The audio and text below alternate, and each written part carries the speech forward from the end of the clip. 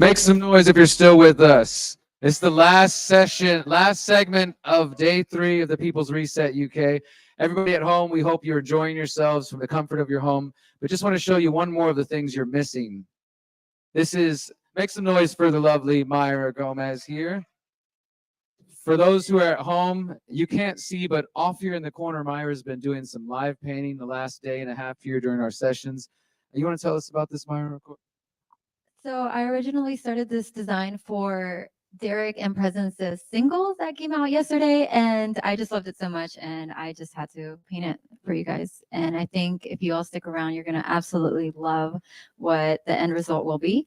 And I know everyone's been loving it so far. Just wait. I haven't even gotten to the point of the painting. So I'm really excited, and thank you all so much. Thank you for being here, and thank you for enjoying the art and everything that everyone has to offer. And we are discussing the idea of a live auction. Does anybody think that they might want to take this home with them? Whether you're here, if you're at home, you can bid on this as well. We're going to be bidding throughout the afternoon. And like she said, it's just beginning. You can also, this is for Instagram, right? Yeah. Follow her at _Myra Art. And I'll put that in the chat. For those at home, I encourage you to check out her beautiful art. And for those in person, you get to enjoy the transformation and watch it all come together. So let's give Myra another big round of applause, everybody. All right. So I do want to mention one other thing. Thank you, Myra.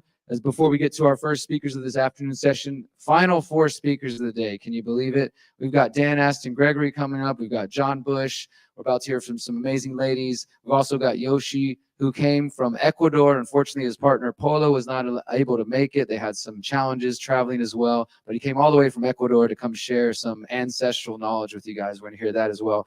Now, I mentioned earlier, the next event in our sort of People's Reset movement is happening in Morelia, Mexico, Central Mexico, January 29th to February 2nd. We actually do it for 5 days. Can you imagine doing this for 5 days?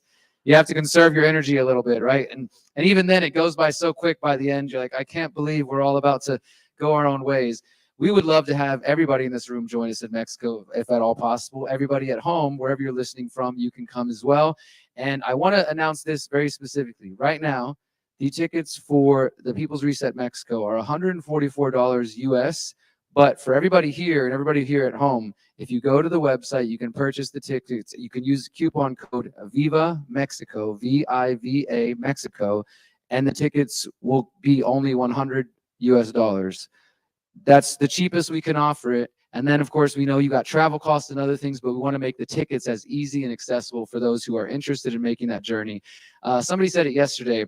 Bath is kind of like Morelia, the city we're in. It's got 15th century buildings, very walkable, beautiful city. Just different culture, different language. I promise you guys would love it, and we would love to welcome you. The weather is also a bit warmer for those who are looking for that, and especially in January. I can only imagine how cold it might be out here in January, but you can come down and hang out with us. So one more time for everybody at home and those here in person, Viva Mexico. Go to thepeoplesreset.org, thegreaterreset.org, go to tickets page, and you can get those tickets for only $100 US right now. So thank you guys for that. Thank you for supporting us. Thank you to everybody at home who's been donating. We make the stream free for you on purpose because we want as many people in the world as possible to get these solutions. And I'll also mention one other thing. All of the talks from yesterday, both sessions and the second session of day one, are already available on our Odyssey channel. We've been putting them up as soon as we're done. The full segments, we'll work on the individual talks very soon. But if you missed anything, you can already go to our website, go to thegreaterreset.org, scroll to the bottom, click on our Odyssey channel, and you'll see the talks from the last 2 days already available for you guys. So thank you so much for supporting. Let's bring Dan on stage.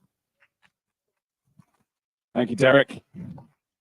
All right, so who enjoyed this session on education before the break? Wow, hey. So should we continue in that vein? It's my pleasure to introduce two pioneers who have been really a staple part of the freedom community over the last 3 to 4 years. Hands up who's been to the Hope Sussex community, who's heard of the Hope Sussex. Wow, so we're going to hear all about the origin story about Hope Sussex came into reality, creating our own beautiful reality through community, through like-minded, free-loving souls. They have a passion for education and helping people to find a sense of curiosity and exploration so that we can enhance ourselves, how we can impact the next generation. So please give a warm welcome to Sadie Single and Katy-Jo Murphin. Thank you. Thank you, Dan. Thank you. Oh, hello. Hello, everybody. This is Sadie. Hello. And I am Katy-Jo, and we are the founders and directors of Hope Sussex Community, CIC. We normally speak from the heart and don't use any notes or anything, but because we are restricted with time, we have written down what we're going to speak to you today, so we don't miss anything, we don't and ah, and don't go off on tangents, which is what we normally do. Yeah. Before we start, though, I would like to say that hope, as it is today, was something we never envisaged. We never saw exactly what hope was going to be. We just knew that we needed to make something happen. I was compelled to build community in 2019. And I met this amazing lady. And this is why we are here now. Along with all the other incredible volunteers and community members, Hope has grown organically into what it is today. And yeah, really excited to share our story with you. So I'll hand you over to Sadie. Thank you. Are we able to put on the PowerPoint at all? Thank you. So, Dan asked, who here has been to Hope? I didn't really quite catch it. So put your hands up if you actually have been to Hope. Okay, that is not good enough. Put your hands up if you've not been to Hope. Oh my gosh. We've had it all going on. Right, you've got to change that. Right? At some point before the year's out, or at some point next year, you've got to come to Hope. You have to. We are an autonomous community. We have been born out of the chaos of this great reset agenda. Our wider community sits at around 1,700 people, but we have a very core community who regularly come to Hope, around 150 people. We were born from a dream to create a space for like-minded adults and children to come together, to educate, to socialise, to grow food and empower themselves. We have done this, and we are one of the greatest success stories to have grown from this fantastic movement that we are all part of towards a better world. So Hope is near Battle, East Sussex. We have a beautiful site that houses around 6 buildings that range from our treehouse, which is a large drama dance studio, a large barn that is used as a workshop space for practical skills and other teaching classes. Our living classroom building, which has a grass roof and holds 4 classrooms and an office space.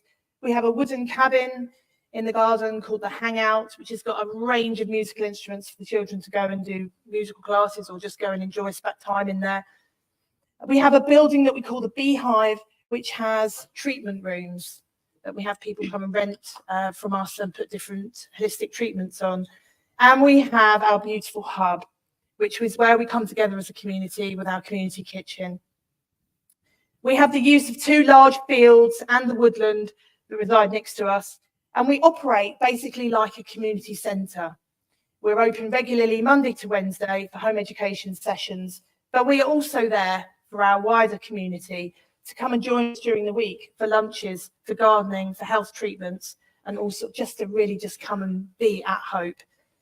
We run a massive variety of events that basically keep us funded. But the real success of Hope is that we have remained very true to our core ethos, that we strongly believe that we are ruled by deeply corrupt career politicians who are out purely for themselves. And Hope is the exact opposite to this. We are built purely on love, trust, respect, and liberty. Over to Katy-Jo. Lovely. Thanks, Sadie. So, Hope ultimately provides a home for like-minded, freedom-loving souls to build community and the reality they want. Hope provides a place where we can offer one another support and live a life of purpose. We provide a venue for home educating families to access a plethora of subjects delivered by independent tutors who hire the space from Hope for their sessions. It was the need for an awake home ed community that started this project off, but Hope offers support to many different people. We have members of all ages that come to spend time with their tribe. Some come weekly, some come monthly, some come just for events, and some come from as far as Scotland as often as they can. It's an incredible project to be a part of and restores my faith in humanity daily. So we have 4 branches to Hope. It's the best way to describe Hope is with the Hope tree. There are 4 branches, and with these 4 branches, we are providing nearly everything a community needs to thrive. The sharing of knowledge and education is vital for a community to be self-sufficient and autonomous. This happens in many ways at Hope, through workshops, sessions, talks, and in practical ways by getting your hands dirty in the allotment and getting involved in work weekends. We are non-residential, with no plans at the moment to change that, and we firmly believe that this is the reason that we have made it to our 4th year. So let's have a look at the 4 branches of Hope. Health. Our own health is something we must take responsibility for. And at Hope, we have a dedicated space for treatments called the Beehive. During the week, we have therapists offering low-cost treatments in a wide range of modalities, like bioresonance frequency, crystal therapy, Reiki, scalar, and many more. We have a monthly low-cost PHA clinic, offering homeopathy, reflexology, massage, and more. And we have regular workshops and talks on health. Being in optimum health in all areas, emotionally, physically, mentally, and spiritually, means everything if we are going to have the energy to build the new earth. And ultimately, health begins with great food. So we know that much of the food that we go out and buy in supermarkets is in actual fact poisoning us. We all have a responsibility to educate ourselves on how to provide food for our families, being self-sufficient, resilient, and not reliant on large corporations to provide it for us.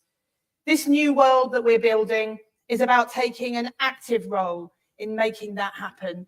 And this means that we shouldn't just be providing food to people, but educating them in how to grow it and create it for themselves. At Hope, we're teaching children and adults where food comes from, how to grow it, using no-dig methods, and we have multiple polytunnels to produce beautiful organic food grown with love. And we use this to sell organic veg boxes, but also we use it in our community cooking and also in our cookery classes. So if you get to come to Hope, you will get to experience the amazing food that is grown there. So events and community is the third branch, and at Hope we work incredibly hard, but there must always be time for fun and celebration. Who had a good time last night? Woo! The entertainment last night was amazing and we were dancing our socks off. It was absolutely brilliant. And it's just as important. Sharing good times and making memories strengthens a community and raises the vibration, which is so desperately needed. It was always a dream to hold a music festival at Hope. And at the end of our first year, in 2022, we held the first Freedom Music Festival. We wanted to give those artists that had kept their integrity and not acquiesced in order to keep their careers, to share a stage to share the truth, their talents with an audience that appreciates them for the courageous beings that they are. The Freedom Music Festival this year was our third and best yet, with hugely talented artists in the freedom movement giving phenomenal performances. Soomti, Danny Rampling, Slipmat, Victorious Daz Band, the list goes on, and they are all coming back again next year, which will be our fourth year, so don't miss it, get your tickets. The fantastic Karen Dodd, who's heard of Karen Dodd and the Freedom Network? Another amazing, amazing project. They have brought the wonderful Uprise and Shine events to Hope 5 times. We also have amazing people at Hope like Matt Letizier and Kate Shamarani deliver inspiring talks, and Katie Hopkins has brought her tour to Hope twice. It's these larger events that bring enough money into the project to keep it going. But we also hold smaller, regular events throughout the year, like Christmas markets, summer fetes, comedy nights, empowering workshops, Camp Hope, a week where families can come and camp and experience the home ed community at Hope for a whole week. The list goes on, and we have practically something on every weekend. Okay.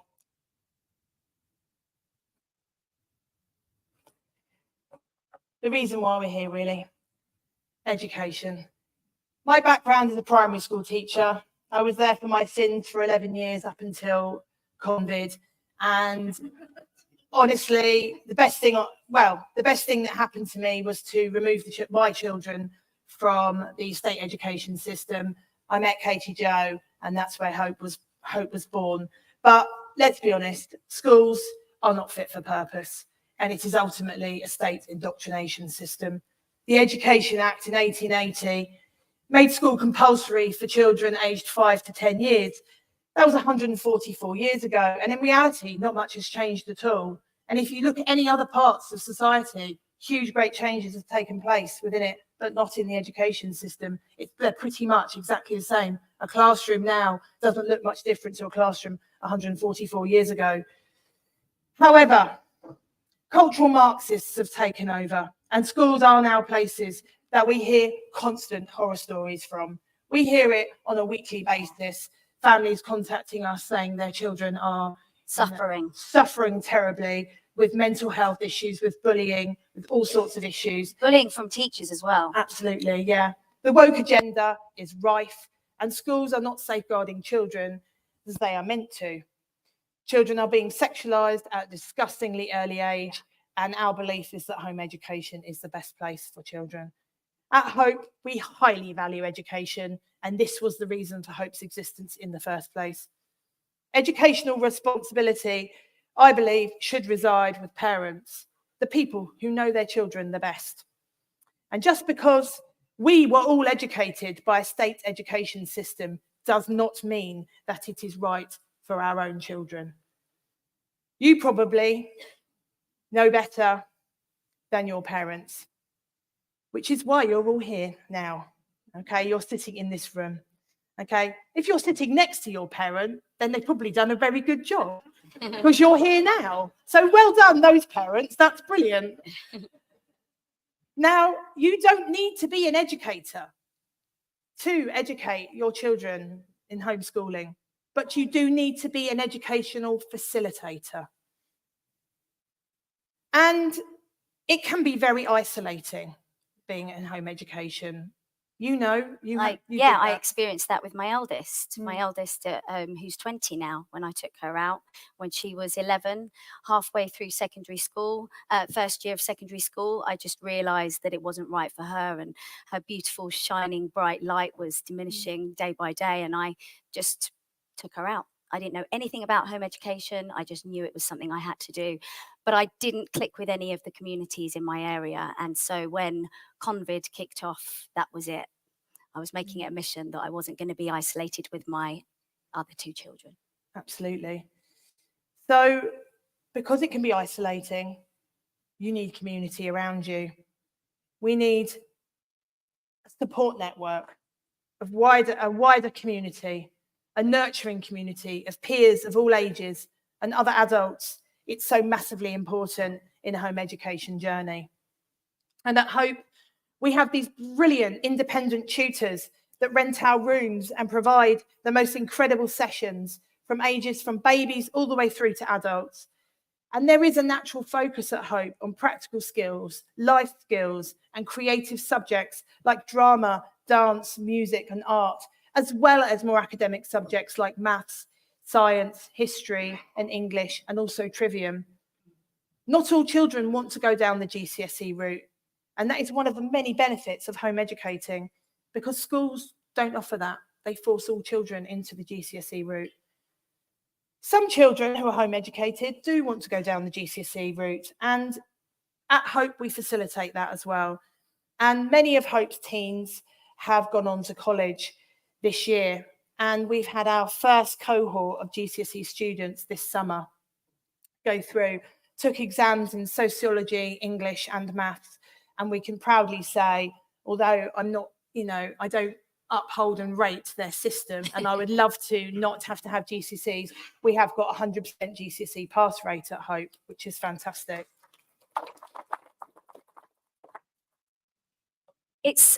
Whilst we're on GCSEs, I just want to give use an example for you how you don't have to do the conventional route. So my second daughter, Poppy May, left Hope at 15 and went to college a year early. Because she's home educated, she was able to go at 15. She went to college with one GCSE, and she did an SQA that year.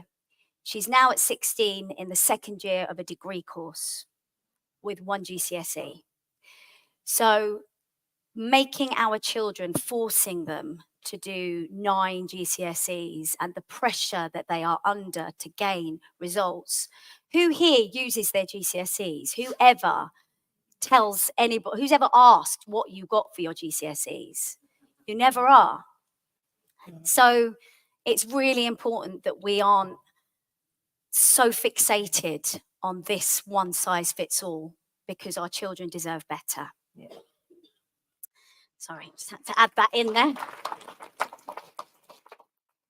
So, am I on How Hope Works? Yeah. Okay, how lovely. works, Katy-Jo?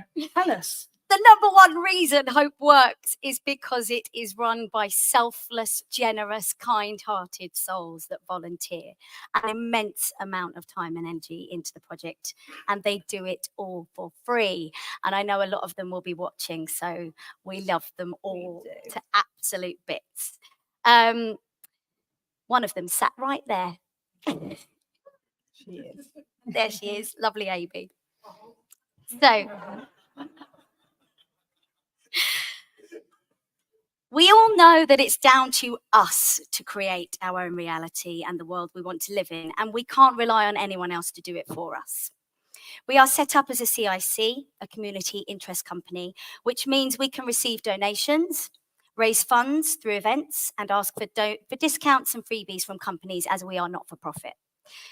We started this project without a penny and have managed to make it to our 4th year without any government funding or council funding. We survive. Thank you. We survive by running events, fundraising, and on kind-hearted donations. Our beautiful site, although we don't own it, feels like home. And we are incredibly lucky to have a very supportive landlord who's got our backs. Right. So everybody needs community. Many communities have sprung up since COVID, and it truly was a great blessing for us all, wasn't it? Come on, people. Yes, it was. Absolutely. You wouldn't be here now without it. No, absolutely not. Many of those communities do exist purely online, which has worked for many people and has brought many people together. But remember, online communities can be turned off with a flick of a switch or the pull of a plug. And they know that the worst thing that they can do for human beings is to put us in isolation. It makes us sick, it makes us weak, and it takes away our basic humanity. We were never, ever, ever meant to be isolated. And thank you. And it was a terrible thing for children through all of that era, was that children suffered the greatest out of everyone. But we are not also meant to raise children on our own. We are always meant to be part of community. It is how it's always been done. And the old saying, it takes a village to raise a child, is very true. As humans, we need tangibility. For a real community to flourish, we need space that we can build and we can grow as a community.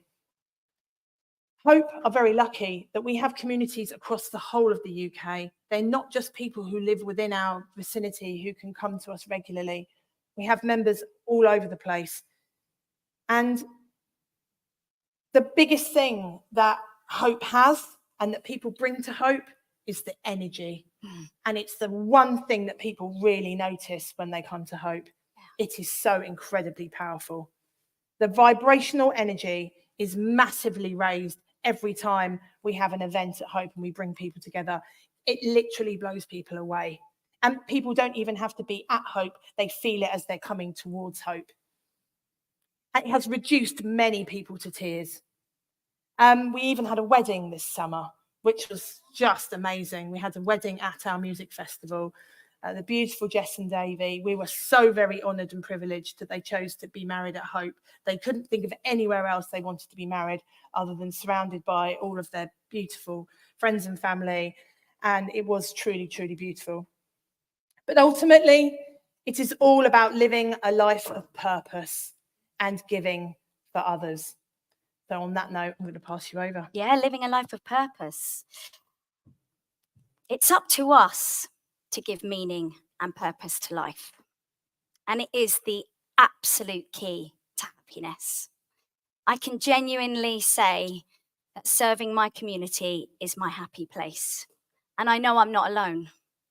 I hear from Hope community members all the time that contributing in some way, be it in the allotment, washing up in the kitchen, performing, cleaning loos, cooking, gives them soul nourishment that can only be achieved by giving to something bigger than yourself. It makes your heart full and makes life worthwhile. Giving without the expectation of receiving anything in return, or without having a personal agenda, is how we create the world we want. It is. A world without the low vibing emotions, the powers that used to be need to survive. A world full of love, hope, and gratitude. Absolutely. It's about transcending fear. Yeah. There is just no space for it. We have been attacked so many times by the mass media at Hope, sometimes on a weekly basis. I think there's literally some journalists who go to bed thinking about Hope, wake up thinking about a Hope. It's become a little bit silly. But it simply means nothing to us. They are an irrelevance, they're not important. And to be honest, it is a badge of honour. We are clearly doing something that the system do not like when they write about us so frequently.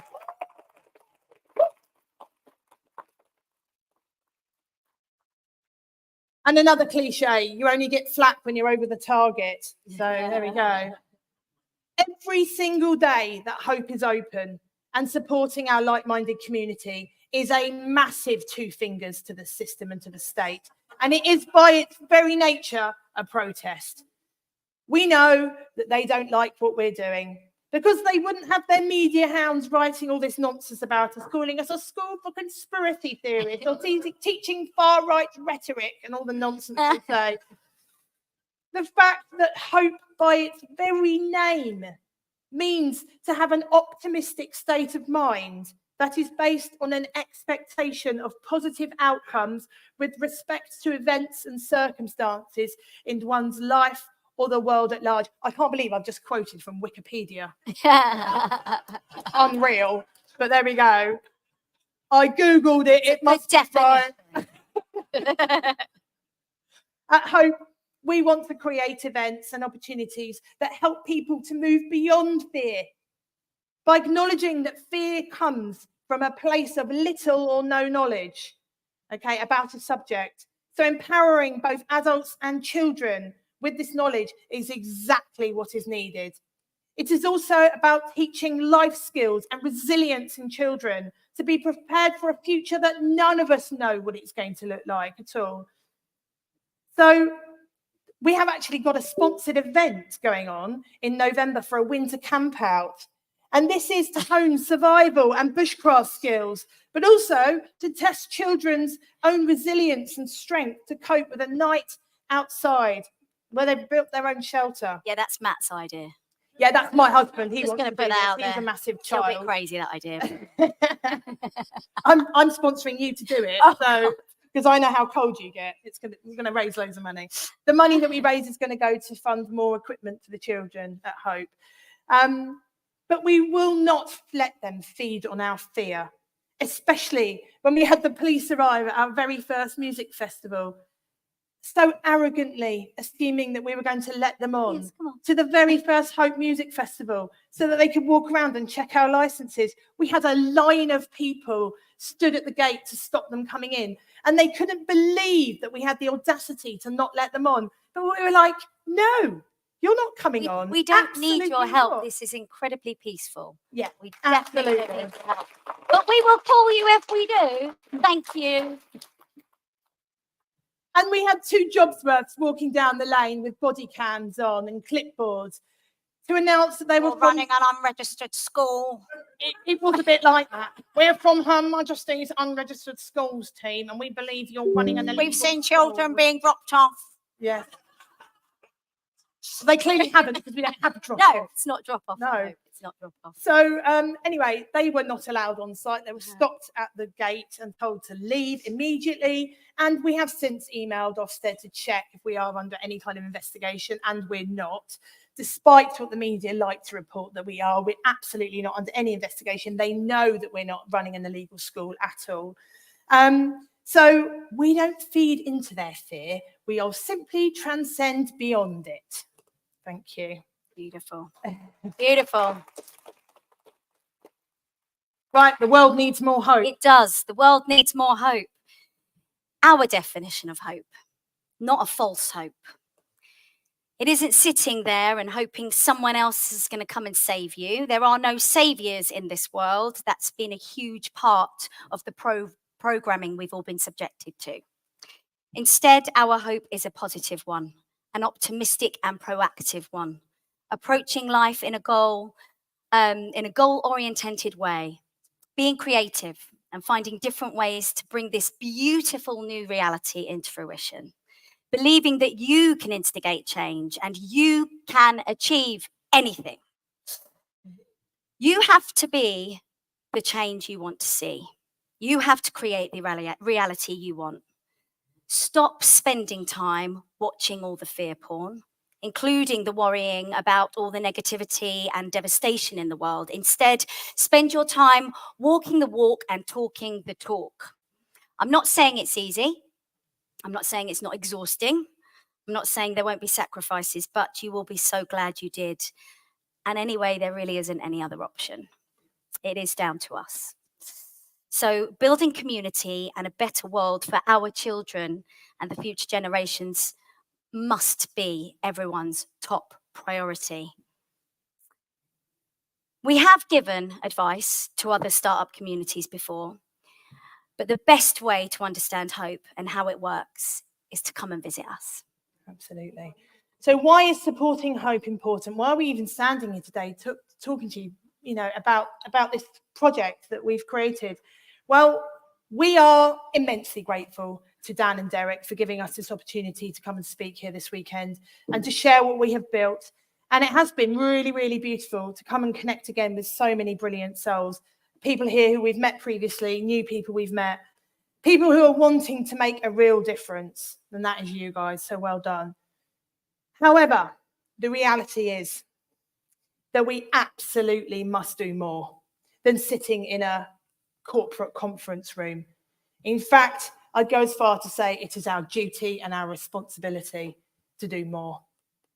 It has cost us travel money, time away from the millions of Hope tasks that we've still got to do, and our families to get here this weekend. So I implore you to please make it worth our time, because whilst we are here to encourage you to build community in your areas, we are also need you to support our growing community at Hope. Like Neil said yesterday, it is the children who absolutely should be our focus. We simply have to create strong communities for all of the children. They deserve so much better than mainstream society. A mainstream society that is toxic for children. It wants children lazy, uncreative, addicts to gaming and sugar, sexualized, robbing them of their childhoods through a woke agenda, being drip-fed adverts for branded goods that they can't afford, depressed and in debt, dreamless and isolated. So by investing in community, we allow children to be children. And it is these home-educated children that think outside of the box, that can be critical thinkers, to be creative, to be problem solvers, that will make the great changes that are needed. These are the children who ultimately are worth investing in. And it is why all of our beautiful, beautiful Hope volunteers give all that they do for free and so willingly. Hope has proven that the model we have built for a community CIC works. We have proven that this can be done, but we do need more support. We need some more support financially. We need people to come and collaborate with us to put on events like this. We need people to come to our events, support our festival, join up as members, follow us on social media, share our events. We are in our 4th year. We are here. We are definitely not going away, but we do need your support because we are the success story. Thank you.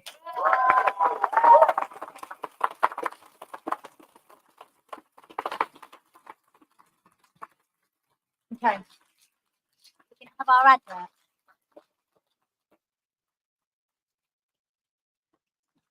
Hope Sussex community has witnessed firsthand the positive effect community home education can have on children and their families, and it is wondrous. Our mission is to support, enhance and guide freedom-loving families through the empowering and rewarding world of home education. Sessions with tutors start at the incredibly affordable price of just £5.50 an hour and run all day Monday to Wednesday. The groups are small, and as home educators, you can book directly with our independent tutors, attending as many sessions as you like out of the wide range of subjects on offer.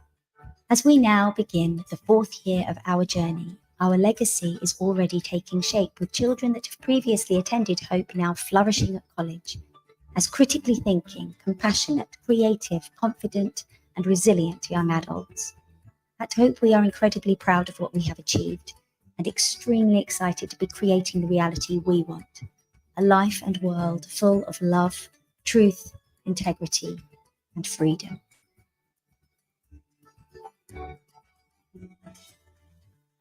Thank you so much for listening. Thank you. Make some noise for these lovely ladies, everybody. Great job. So much important work. please do support them. This is why we bring people out here, because we know they're doing great work. But as you guys know, they need the support of all of us. As was mentioned, financially, sharing goes a long way. How many of you are going to share about the People's Reset and tell your friends they missed out? Yeah. Next time, come back with even more friends. Well, we're going to keep rolling along. We've got some more speakers coming up, our final 3 speakers. But before we do that, did anybody purchase a ticket to the raffle out there? All right. Well, we're about to find out who won some prizes. So let's go ahead. We've got 25 things to read and only a few minutes. So we're going to go ahead. We're going to announce the person who won it, what they won, and who offered the gift. And we encourage you guys to stay and listen to the rest of our speakers. But when you get opportunity, go out to the registration table. And if, in case we call somebody's name who's not here, we will be sending out emails to collect them, these prizes. So let's go ahead and start. Luke won the virtual course Navigating Digital Assets by Sam X. That's Luke Scrutton. Scrutton. Yep. Ticket number 11. Ticket number 18, Helen Osborne Marshall. You've won a full day in-person course with Charles Dowding. Wow. Very cool. All right. Ticket number 30, Susan Riddle won a membership to Clive DeCarle's Secret Health Club, obviously by Clive DeCarle. Number 59, Andrew Sordell, a 30-day rejuvenation pack by Clive DeCarle. Again, you can collect that from upstairs. Wonderful. All right. Ticket number 96, Jane Lamy, month's supply of the adaptogen of your choice. Wow. Adaptogenic apothecary. Lovely. Ticket number 28, Terry Charles, 2 hard copy books, Agorism in the 21st Century by Rose O'Leary. Very cool. I want one of those. Ticket number 83, Keith Hughes, weekend stay for 2 at Cranley House by Catherine Armitage. Wow, that's awesome. Can I get one? That's our Catherine from our crew. 75, Joanne Priest, the homeopathy consultation, again with Catherine Armitage. Wonderful. All right. We got ticket 113, Christine Ashworth won a signed copy of Shift into Oneness by Claire Wiggins. Ticket number 124, Susan Harley, your choice of a session with Anthony Samaroff. And ticket number 91, B. Perini won a 90-minute Spanish lesson with Alejandra Palacios. Very cool. Glad you took that one. 147, Fiona Suter has won a 2-part presentation on the Bosnian pyramids with Jacqueline Carrera. And ticket number 126, Claire Duke won a copy of Light Bulb Moments by Gloria Moss and Catherine Armitage. Ticket number 62, Tamsin Fretwell, a starter kit and 2 weeks healing support from Althea Finch, pain-free method. And ticket 130, Miss S. Hannaford won pain-free experience to nip pain in the bud by Althea Finch, pain-free method. Ticket number 25, Sally Inglis, copy of The Mole of the Mountain by Jane Gunn. And where we're at, ticket number 6, Louise Griffith, 10-minute videos for managing in times of change, challenge, and crisis by Jane Gunn as well. Ticket number 116, Marvin Mohand, £75 worth of gold bullion from Knight's Bullion. There's still more. Ticket number 121, Philip Rose, Pathfinder membership and reset eating number 1 from the Alliance for Natural Health. Another prize from the Alliance for Natural Health. Ticket number 128, Derek Dearden, another membership and reset eating for you. And ticket number 41, Ben Hunt, 1-year membership of Weston A. Price Institute from the Weston A. Price Institute. Ticket number 46, David Cords, £100 voucher and free consultation with Caroline from Blair Bullion. Penelope? Yep. Ticket number 36, Penelope Harrington, the Libyan Desert Glass and Moldavite combo from Claire Wiggins. That sounds cool. I'm curious. 122, David Milner, £20 voucher for Brand Zero upstairs. They have a lot of cool stuff. Ticket 119, Chris Dench won. Oh, this is from my stuff. One of my T-shirts of your choice and a copy of my book, How to Opt Out the Technocratic State, which I'm also happy to sign. Ticket number 51, Anthony Mowat, a day course at Northern School of Permaculture with Angus Suter. Ticket 180, this is our last one here. Jane Slater, The Great Financial Reset Survival Blueprint Masterclass from Rebecca Bush. I'll give one more. Ticket number 1. If you have ticket number 1, you can have a free Humanity T-shirt from our stand upstairs. Beautiful. All right, give a round of applause to everybody who bought some raffle tickets and to all of our vendors and everybody who offered those. We really appreciate that. Again, all these sorts of extra things, they help us continue to do these events. And I think you guys have all made some noise earlier. Let's just test the room, test the comments at home. Should we do this in the UK again? Should we go to 5 days instead of 3? Can you handle 5 days? You got to conserve your energy. You can't be dancing as much as you were last night because you're going to be losing your voice like me and burning out. But we want to come back, guys. Truly, we do want to come back. This has been such an amazing experience. And a lot of you have shared such kind words to me. Trust me, I take every single one of those in to the heart, and I really do appreciate it. Our whole crew is grateful to be here. So one of the people that we've been blessed to bring from our People's Reset sort of Western Hemisphere crew is our next speaker, who unfortunately his partner was not able to join us, but we do have a message from her he'll be sharing, and he's going to be sharing a lot of important information for you guys about ancestral knowledge. And I think this is just another key element to what we're building. We're hearing about how to educate the children, how to build alternative education systems, talking about our health. We also have to remember the traditional and the ancestral wisdom and medicine that has come before all of us. Of course, even here in the UK and Europe, you guys all have ancestors and indigenous folks who have had knowledge that were maybe passed down to you that you're continuing to carry with you. Right now, we're going to hear from Yoshi Pantera about some of the medicine coming from Ecuador and beyond. So please give him a big, big warm welcome to the stage.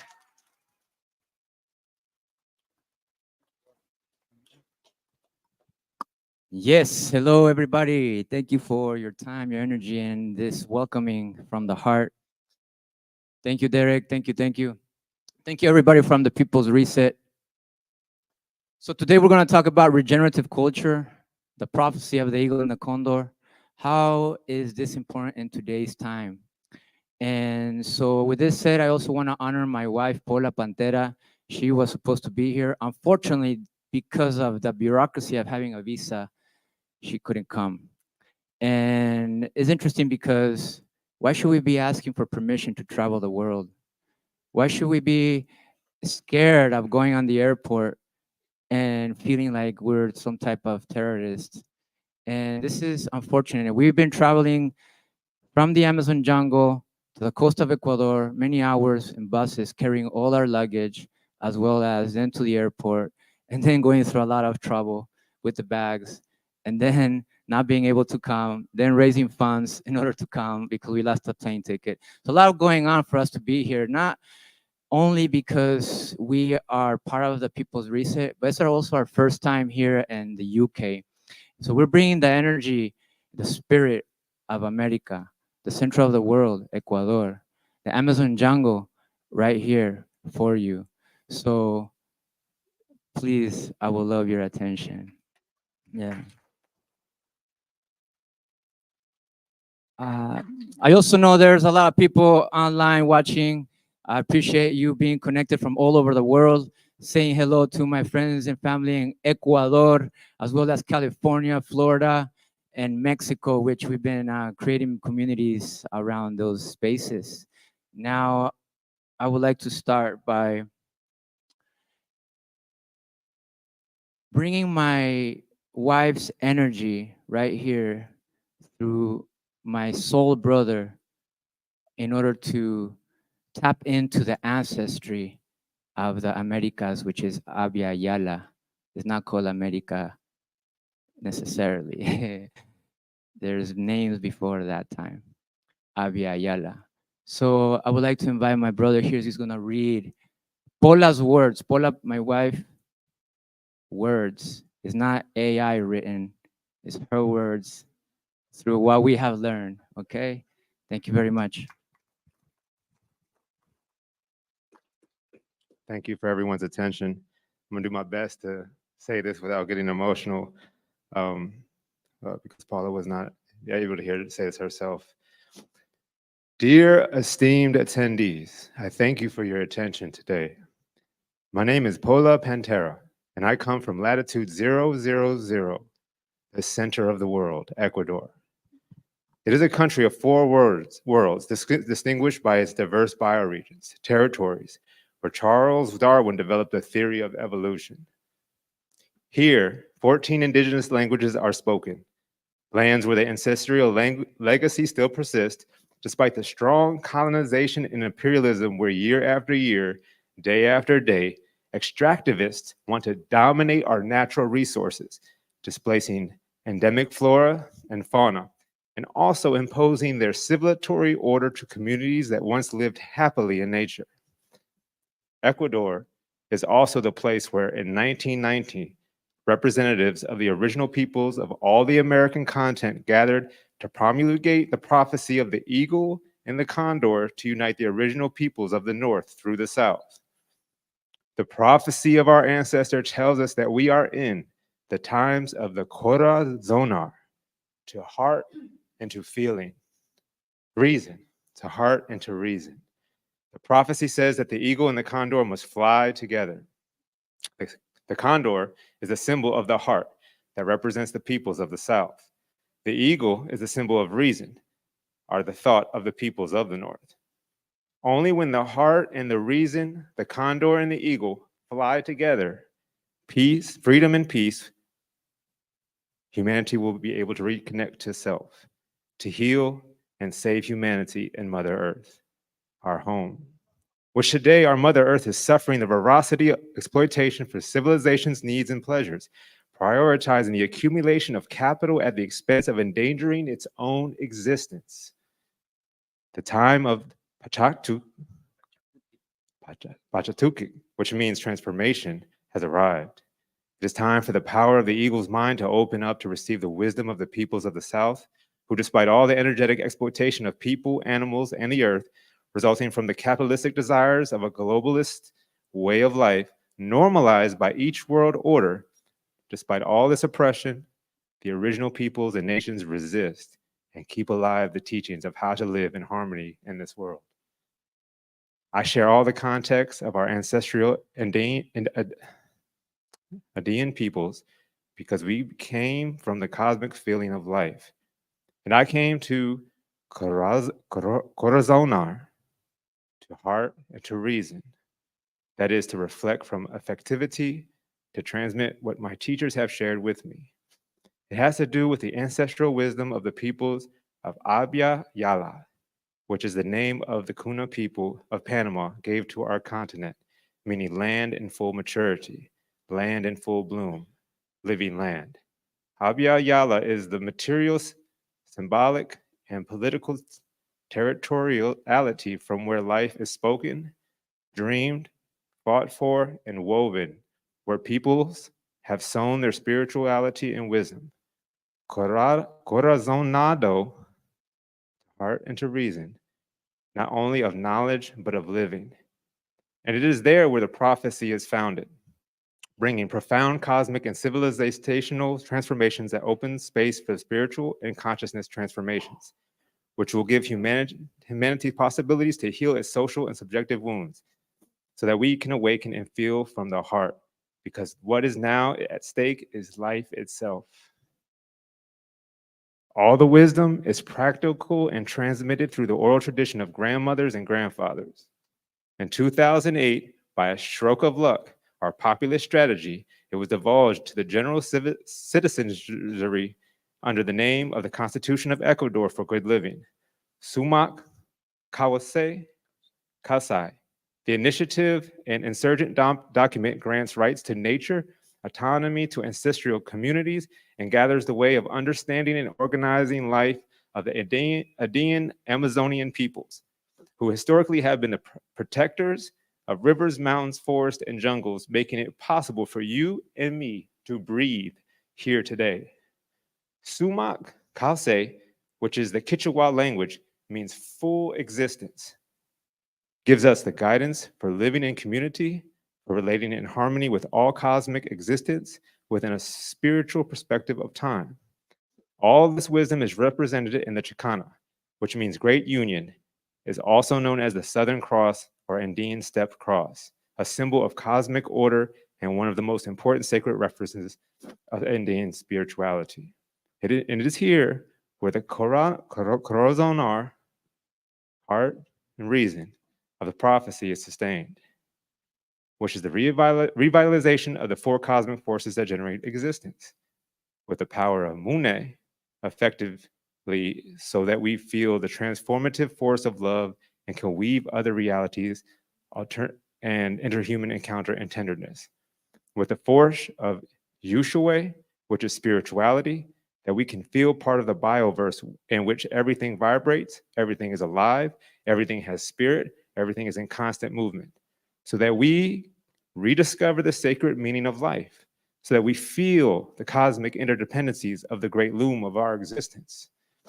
With the power of Rore doing, which is linked to the feminine dimension of life, to confront the patriarchal sense of domination and fragmentation of nature, so that we feel the sacred parity of the feminine and the masculine, dwelling in our spirits and bodies, so that we rediscover different ways of doing with empathy and care for life. And with the power of Yake, wisdom, so that we break the tyranny of logos, of Cartesian rationalism that has not made us better or happier, and that fragmented our human and cosmic condition by telling us that we are only rational beings. So it is time to learn from the wisdoms of the heart and existence, which have always been teaching us that we are the stars with heart and consciousness, and we are the seeds of God.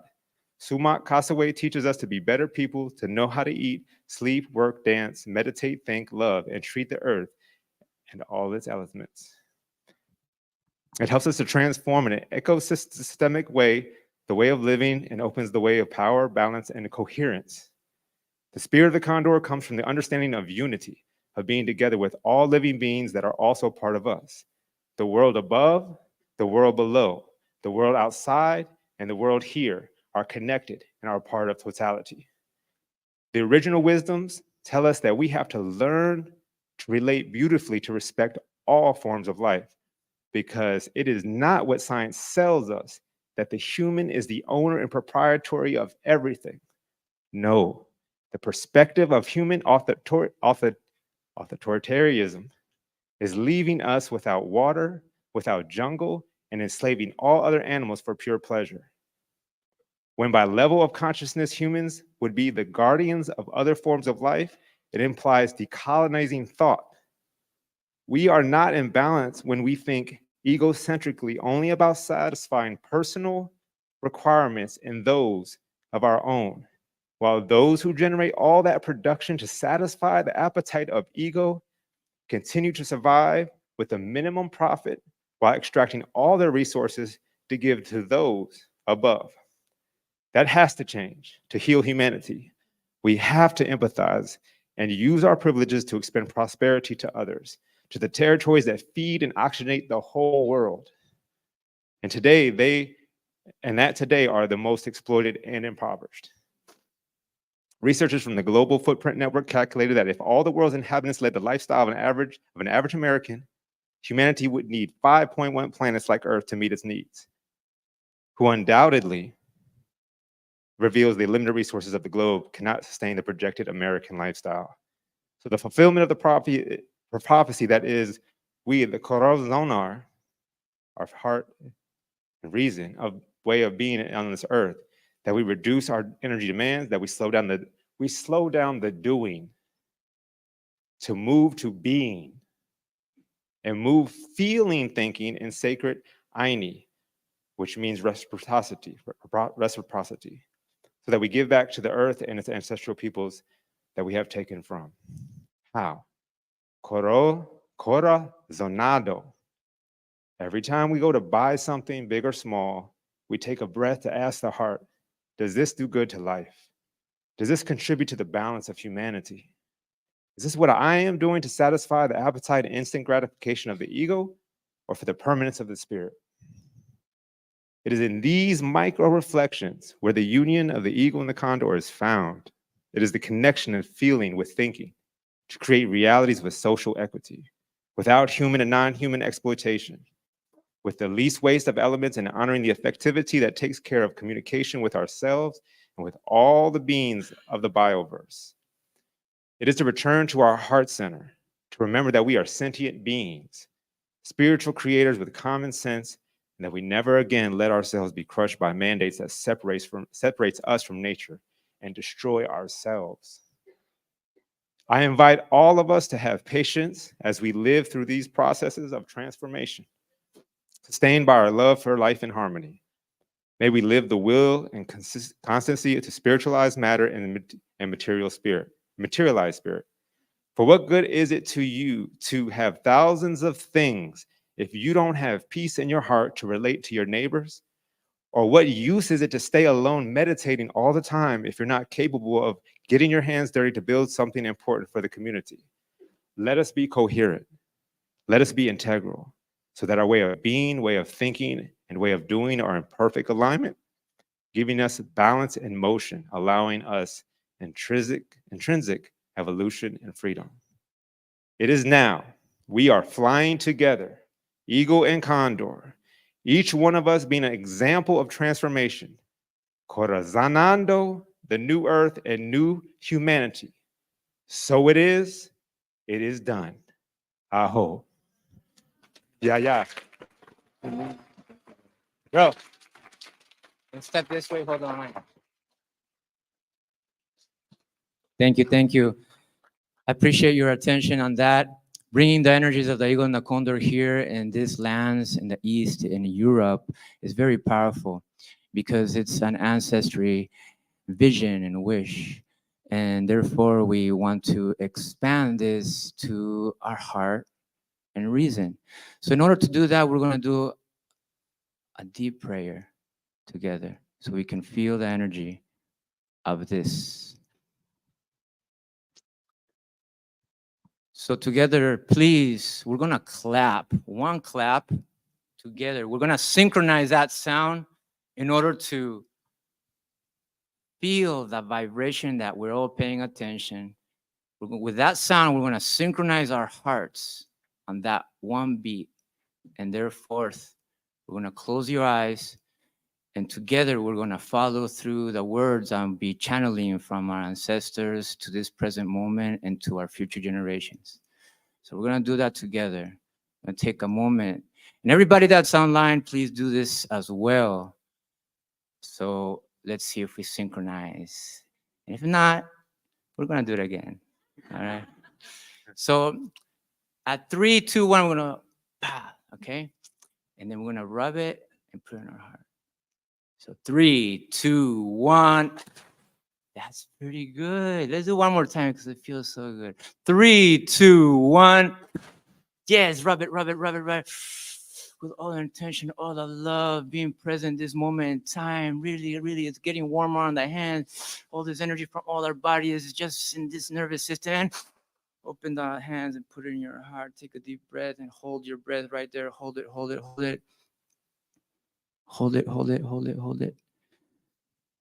as much as you can, and you're gonna let it go very slowly, as slow as you possibly can. It might even go through your pores of your skin. All the air is gonna be going out slowly. Now, while you are taking this moment and feeling your heart, feeling each other's heart, because we are synchronizing our hearts right now with all the love, with all the intention, feel yourself and forget that we are here. Forget everything that you have learned. Forget who you are right now. Forget your body. Just forget it for a moment. Let it go. Let it go. Let it go.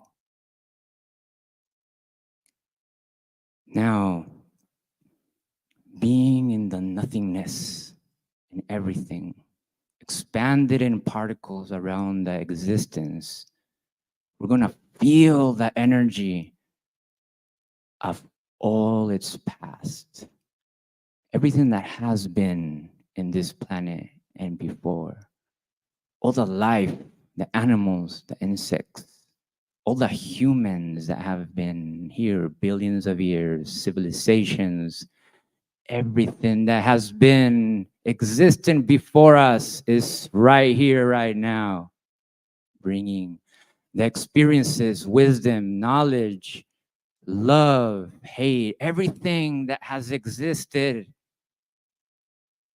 it's for a purpose. Everything that has been existing in the past that we know of and we don't know of is here right now in our hearts. We honor it. We thank it. Because of it, we are who we are and what we are right now. We honor all the existence of the past, every moment that we can. feel it, honor it, love it, accept it,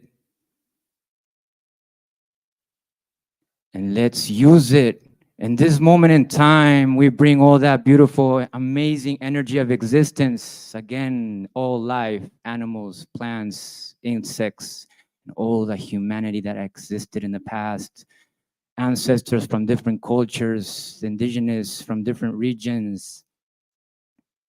We honor you. We thank you. We hear you.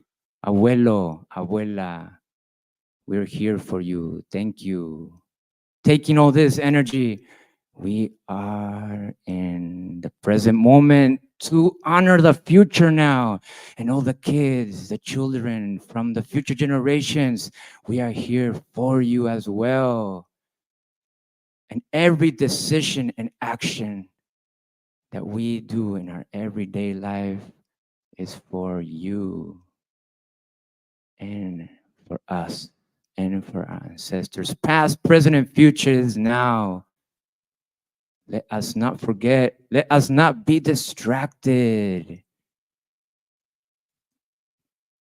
Now that we have all this energy from the past, present, and future generations, we take it all, we take it with all the love, and we create our reality, all this physical form that we know of.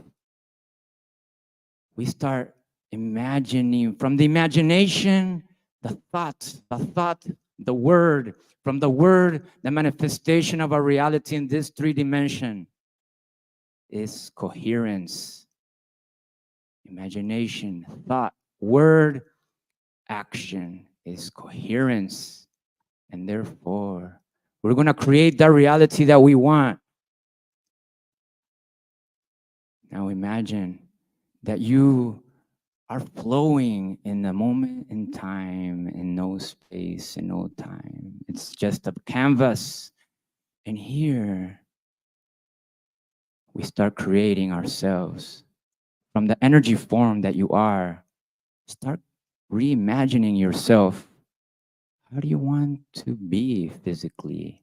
How do you want to be living your life every day? How do you want to choose to be right now? And then let's together create the reality of our surrounding, meaning we have nature, whatever it is, mountains, ocean, whatever you want to imagine. Imagine it right now. Where do you want to choose to live?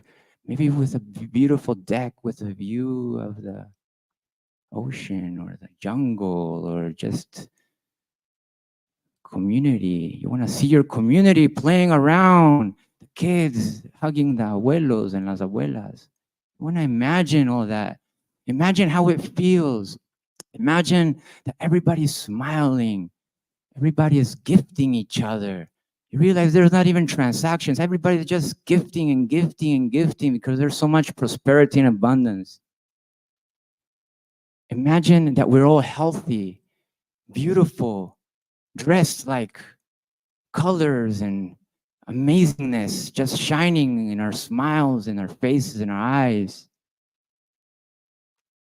All this imagination is so powerful because that is what we're creating right now in this physical reality.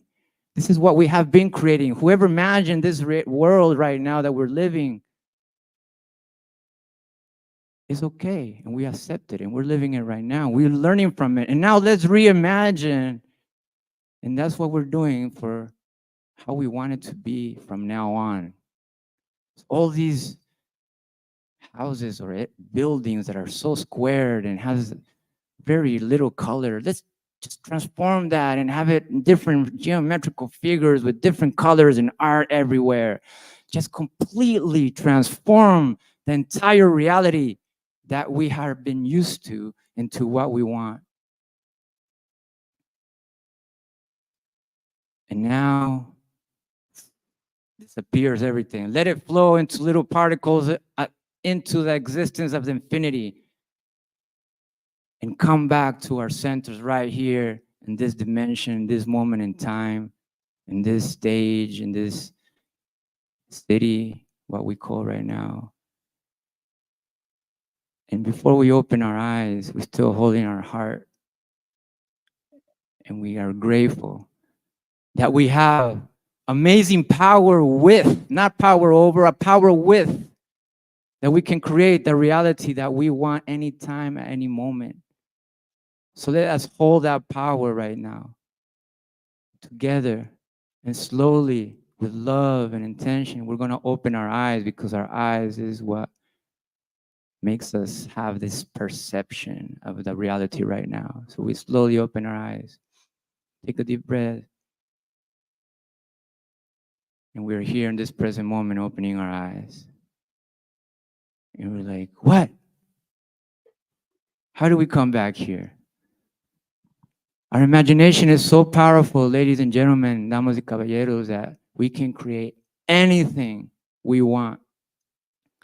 So therefore, this is a powerful action, activity that we can do every day, connecting our dreams to the imagination, to the thought, to the word, to the action, is living in coherence. It's living heart and mind, reason. So with this said, with this action, this awareness, we can come together anywhere, anytime, and create it. Every decision, like Pola said, we're going to buy anything, water. Where does the water come from? Why is it in a plastic bottle? Question, do I really need it? Even if I'm thirsty, am I going to die if I don't drink it? Just let's do that effort and support and connect with who's doing it the most conscious, coherent, regenerative way possible in order to change this whole reality. So with that, I want to thank you. And I'm going to share a little bit about what we have been doing in Ecuador. And maybe we can help you do it as well. Or you can come visit us in Ecuador. So yes, thank you very much. Let's honor that with a round of applause in that moment in time. Thank you. Like the slides, please. Slide first.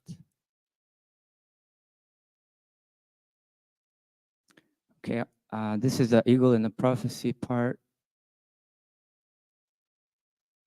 It's not working to click. Okay, this is a little bit about what we talked about. That is from Pola's sharing, but I'm just gonna go a few slides forward.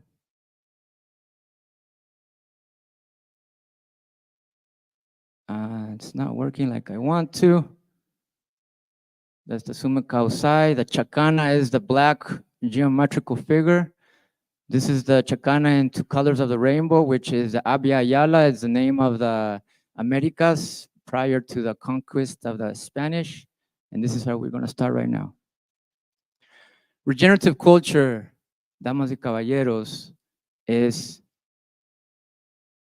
the regeneration of our culture. Any culture in the world can be regenerative.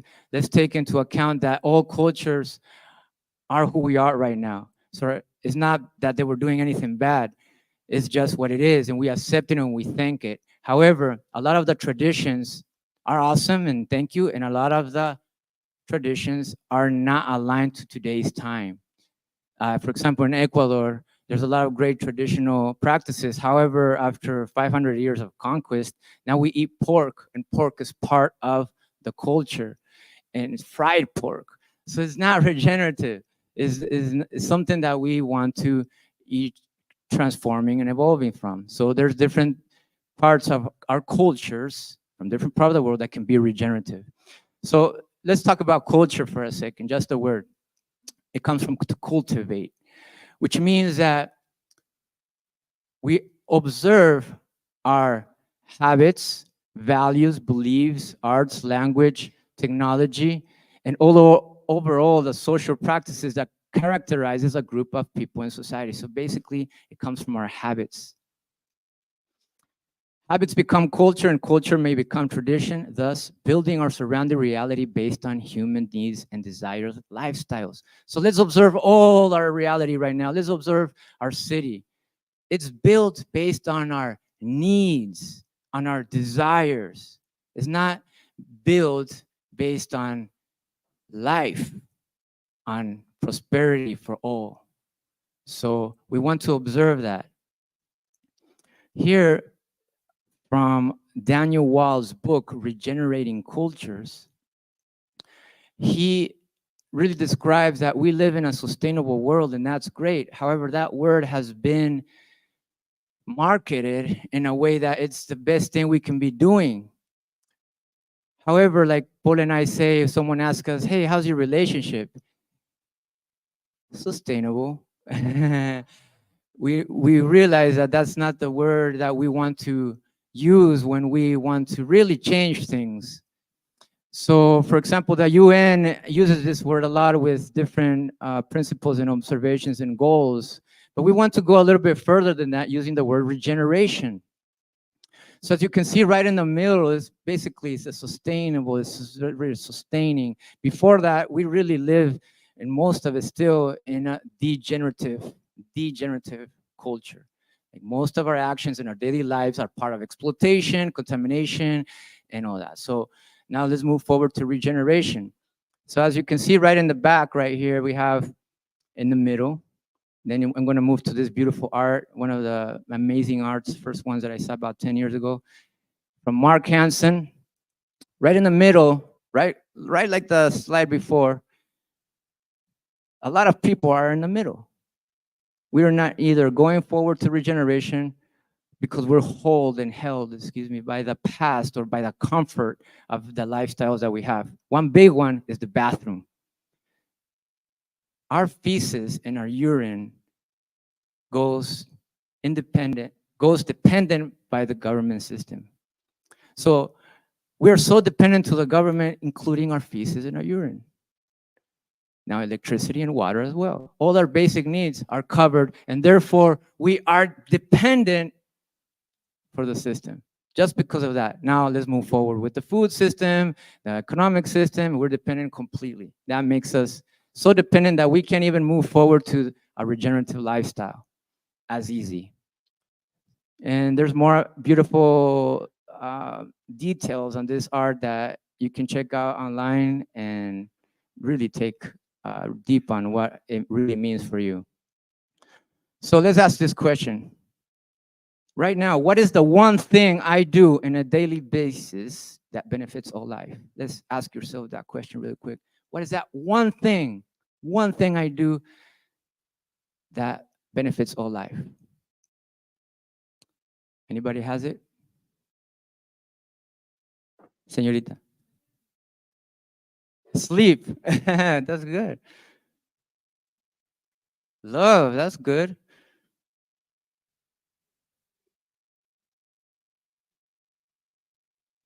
Shimboling.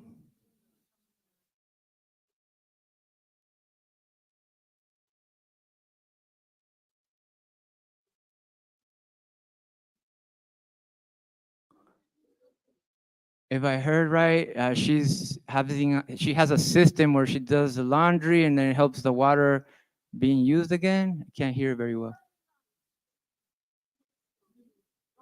Oh, using minerals. Okay, using rocks in the water system to drink the water, to can filter. Oh, okay. I can't hear very well, but she has a system interesting that she uses for the feces. Thank you. What? Breathe. Awesome. Exhale the gas of life. Awesome. So every element in nature has multiple functions to benefit all life. The trees, the animals, the insects. Humans are the ones that least participate in the ecosystem, as well as actually make it worse.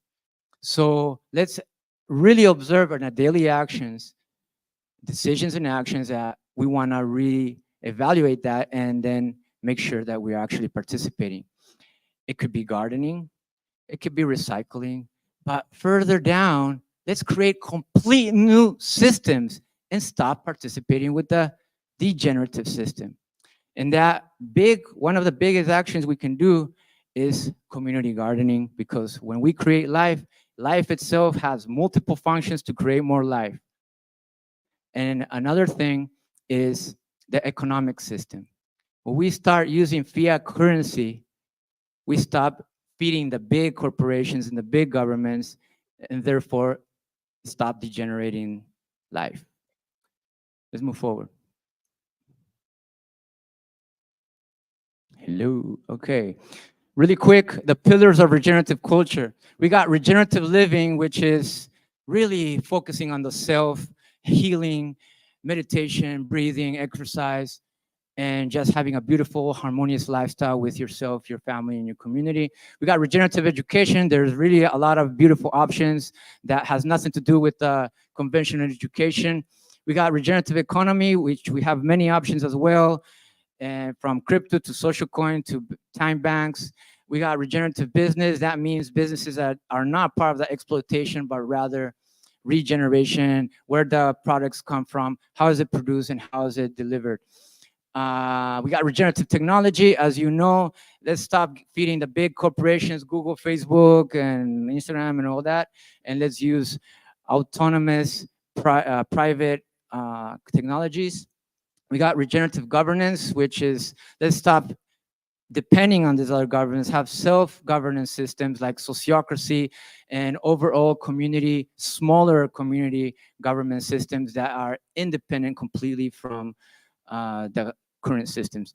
This is regenerative arts, meaning that let's focus and observe the arts that are spread out around the world, the conventional art that we think is beautiful and everything, and at the same time, we don't realize it comes with a different vibration that keeps us in a lower state of creativity. An example for this is different genres of music over time. We can see that hip hop sometimes was too dark, or punk rock or rock and roll. There was times that it was really dark, and this was expanded further by the mafia of the musical industry. And today it is more of a reggaeton. If you're familiar with reggaeton, it's more sexual, like dark energy. So we want to focus that all art expression is acceptable. We honor that, but at the same time is being manipulated through those who know what's happening with vibration and frequency, you know. Now we got regenerative spirituality, which is so important to understand. Like if we are talking about being connected to spirit, then let us connect to our personal health. If we're not healthy, then we're not necessarily connected to the spirit self. If we're not connected to the land and life itself and every actions that we're taking to create more life, then we are not being coherent with ourselves in the spirit realm. So that means that regenerative spirituality is focusing that is not the conventional spirituality that we think it is. So therefore, we want to be observant and mindful of that. Moving forward, here is the ethics that without any of these pillars, they cannot work if there is not love in the center, as well as self-care, earth care, animal care, and our healthy relationships. Yeah. Regenerative culture is the collection of decisions and actions from human lifestyles that benefit all life while establishing harmony with all natural systems.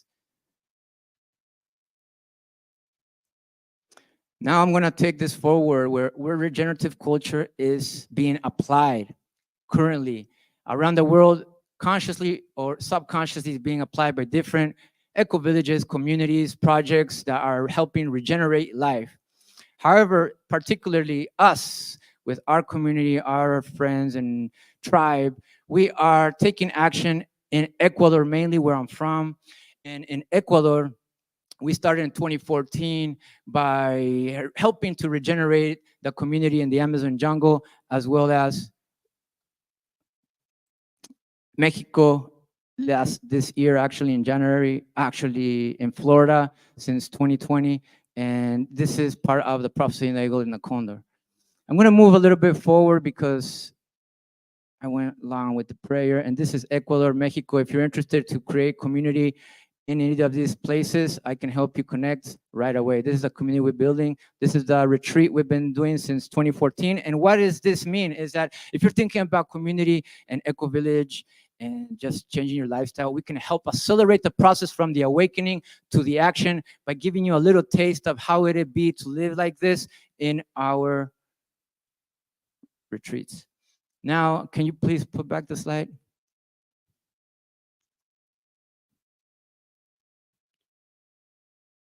These are the principles to live in coherence. Please check us out on our website, seedstranscendence.pro. These are projects that we have been establishing since 2009, actually.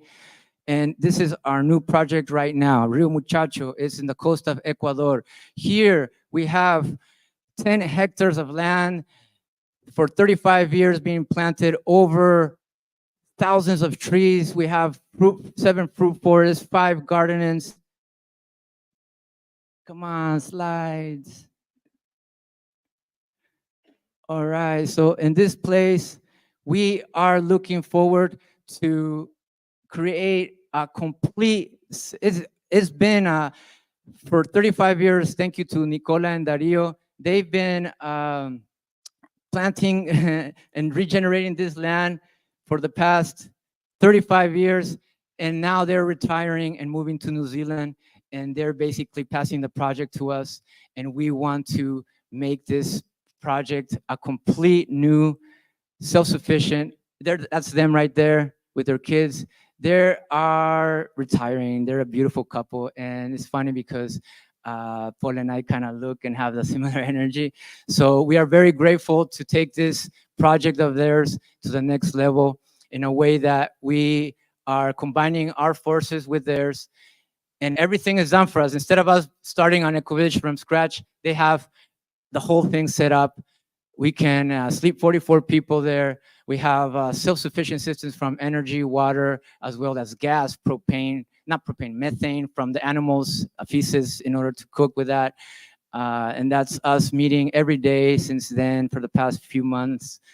And this is about the land. We got 10 hectares, 20 minutes from the beach, sleeps 44, 15 to 2,200 guests annually, 15, 30 kilos a day of food, 60,000 trees planted, food production year round because it has tropical and dry humid climate, which is very rare. We got richest biodiversity in the coast, living river year round, ancient history from the Valdivian culture before the Incas. We got a beautiful community of neighbors, relationship with local government, reputation of permaculture courses. Now, check this out. We want to build 2 luxury eco lodging. We want to regenerate the cabins that they're already. Pola and I open our restaurants. We have a lot of restaurant experience for health. So we want to open a restaurant there. We're going to do a temple of arts, a really high quality, top-notch audio and video studio production, arts and crafts lab, permaculture farm production, which we already have, but that's everything that this place basically and eventually would have. The regenerative farm store, the regenerative educational programs that are already in place, regenerative healing center and spa that we have already in place because of our experience, the regenerative gym, which is natural gym instead of metal equipment. We have all nature stuff. Tropicana Productions, which are events production, seeds retreats because it's accelerating the process of the awakening to the action, venue rentals, and of course, bird watching and zip line. So here, the situation is that all this project right here cost $11 million. We want to be ahead of technology with AI, really making sure that we have this whole project very, very well established for future generations. And therefore, within that budget, we're buying 2 more lands, one in the Amazon jungle and another one in the south of Ecuador, creating a trinity of this project. The way it's going to be so successful is because within that budget of 11 million, we have the best marketing team in the world. Really, we're going to hire the best marketing team in the world because I don't want to do it anymore. I really love and enjoy connecting with people, but at the same time, it's so much energy. Now with the AI, they're increasing the algorithms to make it harder. So we are basically assuring that we're ahead of the game with the amazing, powerful changes that are happening in the world right now, especially with technology. So therefore, if we want to step away from the current systems that are not serving us, then we have to take this type of action. I invite you to be part of it in Ecuador. As soon as we got this model, which is basically almost done, we see that in the next first year, we have everything built. In the next 3 years, we make all our money back. And therefore, by having the Trinity, we can replicate or help more eco-villages to be created, as well as regenerate those eco-villages that already exist. Because, as you may know or not, there's 90% of eco-villages that are not being successful. They fail. About 3 to 5 years, 10 years at maximum, they fail because the systems are not being implemented. We have the systems. We've been doing this for over 10 years now, and we know how to make sure that you have a dictionary to know what we're talking about and saying, what is love for you? What is spirituality for you? What's community for you? Or principles that we shared, or ethics, or just learning how to communicate without violence, learning how to make decisions together as a community with no hierarchy. All these things and tools we already are implementing, and we can share others how to do that as well. So those are very basic and important actions that need to be taken, and therefore we are going to help the world in that aspect. I don't have to do anything. I can be living right now in peace with nature. But there's a mission inside of me that's activating me and Pola to really expand this around the world. And therefore, and gratefully, we've been invited to these conferences to share and connecting with the right people to take action now. Now is the situation. So if you're that one person that has $11 million, or if you have a group of people that want to be part of this, it's very important, because $11 million is not much. There's houses for $11 million, and they're not regenerating at all. And there's cars for like 100 or 150,000. There's the money is there. Let's spend it wisely. Let's use it wisely. So if you know of somebody that can help and be part of this, let's connect right now as soon as possible, because the time is of the essence, and here we are to take action. We're ready, more than ready. So thank you very much. I appreciate you. A little bit of time for questions. No, we're done. Okay, thank you so much. I love you. I love you. Thank you, my brother Dan. Come up over here. We had a lot of story together. He just joined our team, our tribe this year, and we've been living together, and there's a lot of story behind that. We have a store with an Amazon jungle and Andy's products support us. Thank you so much. Thank you. Thank you, gentlemen. Wow. What a story. Isn't it incredible to have people from all across the world hearing the stories of resilience, community, freedom? Give it up for our guys all the way from Ecuador. Thank you for that. We just got a couple of quick messages from our kind sponsors again, who without their support and alongside yours, we would not be able to make this possible. So Hakeem, can you just cue the sponsor messages for us? Thank you very much. The People's Reset is proud to partner with Expat Money, a world-renowned consulting firm dedicated to helping freedom-oriented individuals like you create a solid backup plan in offshore jurisdictions. Expat Money's global team of researchers, policy experts, and lawyers can assist with your personal strategy for living abroad, obtaining second passports and residencies, securing real estate, and mitigating tax obligations. Our friend, Expat Money founder and CEO Mikkel Thura, is a lifelong traveler and immigration expert who developed his strategies on the ground, visiting over 100 countries, living in 9, and learning directly from legal experts around the world. And there's no better way to start your journey than by joining us for the upcoming Expat Money Summit this October 7th through the 11th. This event is completely free and will be held entirely online. Over 5 days, we'll dive into the crucial topics affecting those who value freedom above all. Get your free ticket here, 2024.expatmoneysummit.com. Are you? Or is it using you? Rise above mass surveillance and discover a phone that protects your privacy and communications. Above Phone does everything your old phone does, without tracking you, while giving you complete control over your phone and apps. We are better than big tech. It works with any cell service. No forced logins. No advertising or tracking. Download apps privately. Control your phone and its apps with secure hardware. Introducing Above Suite. Includes a VPN, private email and calendar, private chats, video calls, internet phone, and a search engine.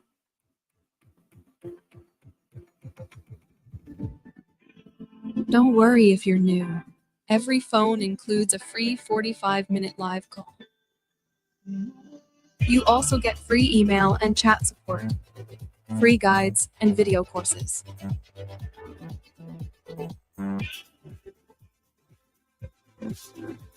You have the power.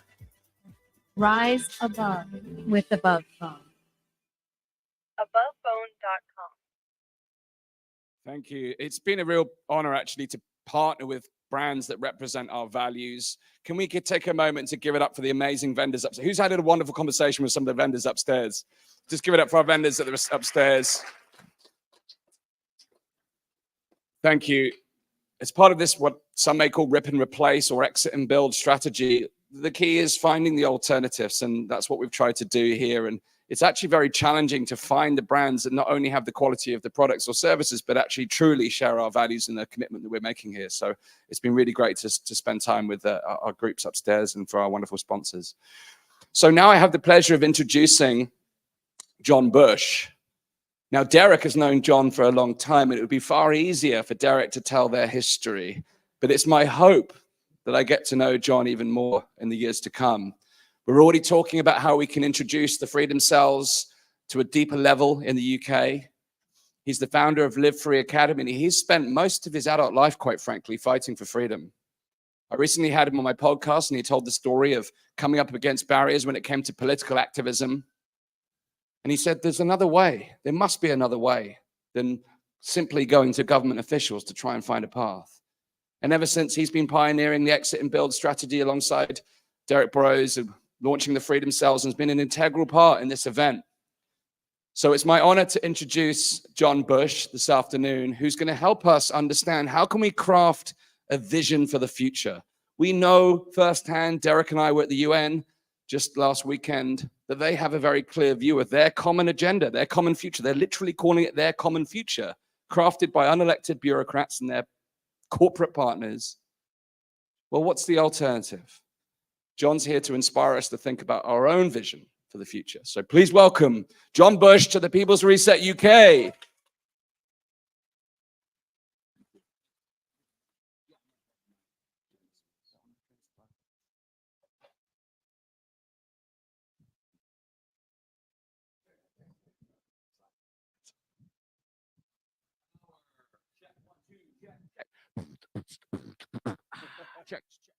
Okay, all right. How is everybody this lovely afternoon here in the UK? We sure love hanging out with our mates on the other side of the pond, across the pond. Hope you guys forgive us for whooping up during the revolution. No, I'm just kidding. In all reality, the UK continue to be in cahoots with the United States and the Anglo-American establishment. That's a big foundation of the conspiracy that we find ourselves fighting here today. So I just want to take a moment to thank Derek and Dan and their team for everything that they've done. Let's give them a round of applause. Great event, great people, great vibes. And go ahead and give yourself a pat on the back for showing up. There's all sorts of different things you could be doing. I know it costs money to get here, but more valuable than money, time and attention. So I want to thank you guys for being a part of this beautiful movement that we all find ourselves being a big part of. So I have been diving deeper into spirituality lately, and it has really played a major role in my life and benefiting my life. And I just want to start with a prayer. And when I pray, I like to pray to God, the creator, the father, the mother, the grandmother, the infinite intelligence, however you may want to refer to it. For me, the essence is the recognition that we're all one human family, one energy, and that we ought to love one another like we love ourselves. Above all, we need to love ourselves and love God, right? So I'm going to say a quick prayer. I hope that you guys will join with me. just want to call on God to give me the strength and the courage to deliver this message today, to speak through me, to give me the grace and the patience to carry forward this work. And I ask that you grant this audience the courage and wisdom to recognize the power that lies within them. Help them to identify their divine purpose and overcome any insecurities, limiting beliefs they may have that are holding them back from achieving that purpose. Thank you. Okay, all right. So we have been having a great time here in the UK, and on the way over here, we ran into those pesky little face scanners, right? My good friend Ryan, who's here with us, he went on a trip with his lovely wife to Italy before this trip. And he was saying that he wanted to take this trip because it's only a matter of time before the digital IDs are rolled out. And there's going to be all these restrictive requirements to enter into EU in the UK. Well, come to find out, that is actually happening next month, the EU, and later in the UK, that you're going to have to scan all your fingerprints and take a facial recognition picture. And that's going to be stored in a digital ID. And that was a big eye-opener. We all see that this is coming down the pike, but unfortunately, it's accelerating. We know 2030 is a big key year for their agenda, and we can expect between now and then all sorts of stuff to take place. But I do want to encourage people to be hopeful and to have faith that everything's going to be okay, but not to lose sight of the fact that it's up to each and every one of us to play a role in creating that better world. My lovely wife and I went to London before we came here, and we saw the changing of the guard at Buckingham Palace. Anybody seen that? You guys seen that? It's kind of weird when we walked up, because we were there as tourists, right? But instantly when I walked in, I had this like judgment, like, what is it? All these people like in awe and worshiping the crown. It's just like this weird vibe. And there was all this anti-terror police out, and this one guy had a fake baby and an earpiece. It was like so obvious. I don't know what he was doing there. He wasn't fooling anybody. It's like a middle-aged tough dude with this fake plastic baby. And it just made me realize that this struggle between the ruling class, the predator class, and the people has been going on for quite some time. But a key difference between then and now is that the technology now exists to completely end the cycle of revolutions, so those in power maintain that power by creating a total surveillance state, panopticon society. But as I said, I am an optimist, and I do strongly believe that we can upset their agenda, if not holistically for everyone on the planet, at least for our community that values freedom. When we come on trips and go to Mexico, and now in the UK, we like to mix it up with the locals. So we always try to make our way out to the local pub and strike up some conversations. And it came as no surprise that there's a lot of people that know what the New World Order is. And there's even more people that believe government is a total shit show. Part of my French, part of my English. So that's always positive. We were hanging out with this family also, as an older woman, as a grandmother and her sister, and then 2 daughters, and then the 3rd generation was there. They were taking them to a show, and we were mixing them up, telling them about this event. And they're like, so what are you going to vote for, Trump or Kamala? Who do you support?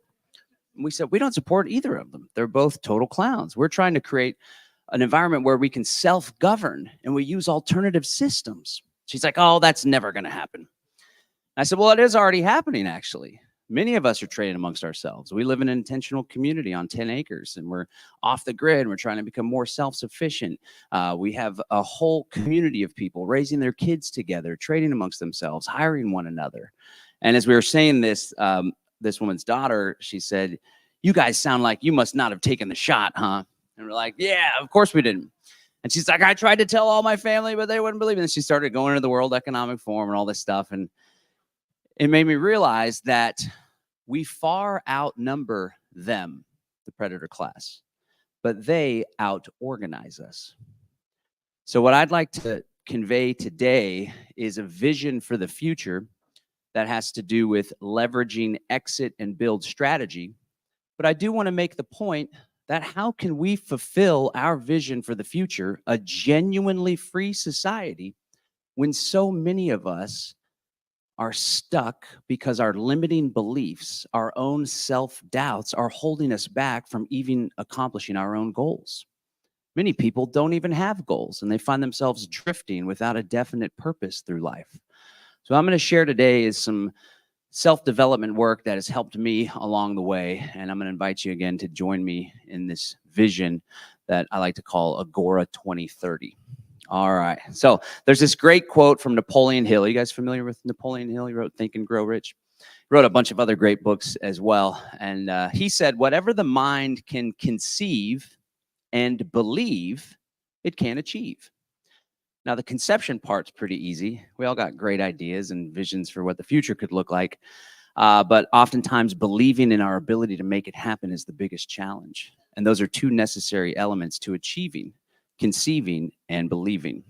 Okay, so I want to share, this talk is going to be for folks that are just getting started in this movement, that are just getting red-pilled and waking up and feeling a little overwhelmed and maybe have a lack of direction. But it's also for the leaders, the organizers, the artists, the entrepreneurs in the community as well, because none of us are living anywhere close to our full potential. And it's my hope that we can get closer to our full potential so we can create the world that we desire, not just for us, but for the future generations to come. Now, this talk, it's called Agora 2030, conceive and believe to achieve. And 12 years ago, I've been doing this for 22 years, more than half my adult life. So that's given me two key things. It's given me perspective, and it's given me a lot of patience because I'm getting a little anxious here. But it's really positive and optimistic to see so many people joining the cause. But back then the talk was Agora 21, like Agenda 21, right? Now they have the 2030 agenda. Thankfully, they had to kick the can down the road. They're not fulfilling their goals either because the people are just upsetting them, and it's taking a little longer than they expect. Back then, my goal with that talk was to help push people away from politics and believing that someone else is going to save the day for us, and help them to understand the revolutionary strategy of agorism. Now, we talked about agorism yesterday. It was one of the key themes. I like to refer to it as revolutionary market anarchism. It's not about competing within the system for power within the system. It's about competing with the system, creating entirely new systems. Now, I still have the same goal as part of this talk, although I think you guys are far along the way, probably fed up with politics by this point. They just keep pulling you back. You know, every time we try to get out, they pull me back in because everybody just, it's always the lesser of two evils nonsense. But now the big key difference in my development as a person, as an activist, as a father, as a husband, is that I recognize that self-development and mindset, and even deeper, having a recognition of our spiritual selves plays a major role in the work that we are to do, especially if we're seeking to change the world. It's only going to be inevitable that we're going to hit resistance. So, like I said, I've been doing this for 22 years, and in that time, I went through truthing. Back in the day, we used to pass out DVDs. You guys remember what a DVD player is? We used to have like a 10-stack DVD player, and we pass out 9/11 Truth DVDs. That's when I woke up in 2002. I caught a Alex Jones documentary called 9/11 Road to Tyranny. I got the documents right here. So I was there for the beginning.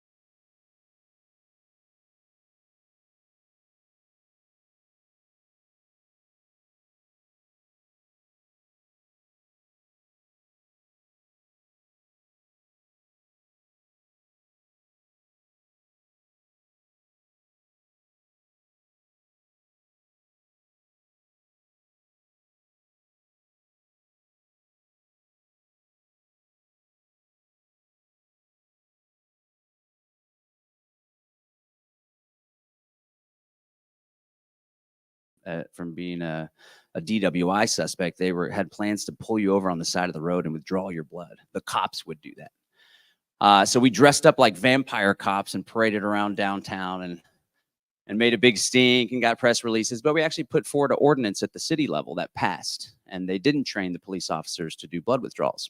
They just hired nurses and had them at the jail, and they forced you to do it there as well.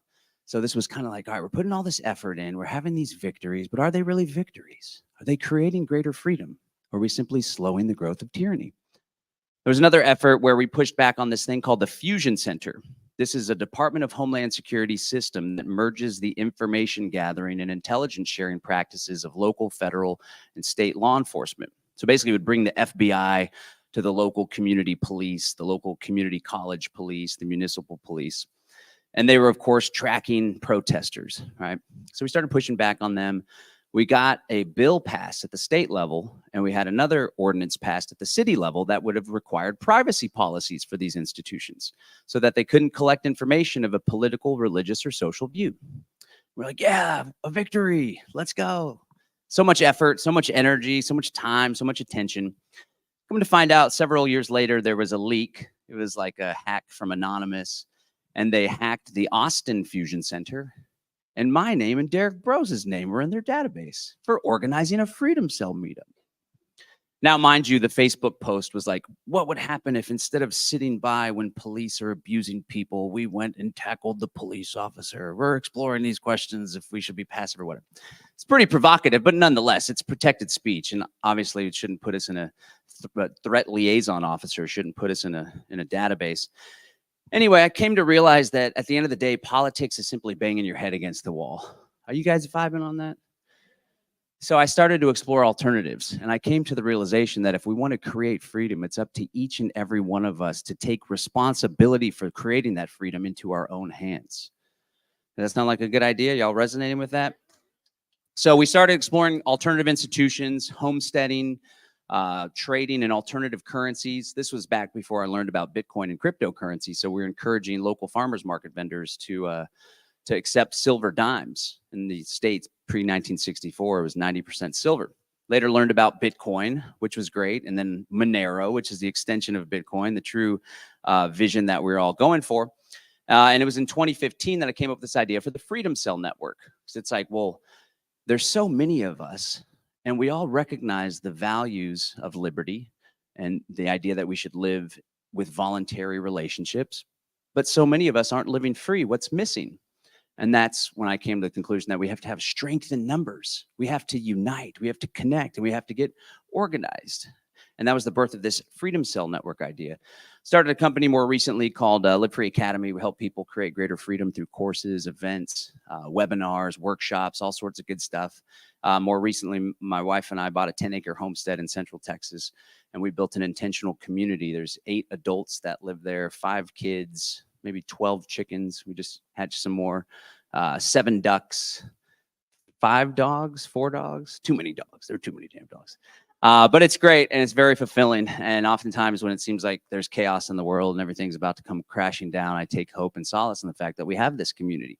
Not just the community that lives at our ranch, but there's a huge Central Texas community and the hundreds of people that get together regularly to support one another. So we've been doing this work. We've been educating people. We've been growing the Freedom Cell Network, hosting great events, bringing people together, and we have a huge ambition now.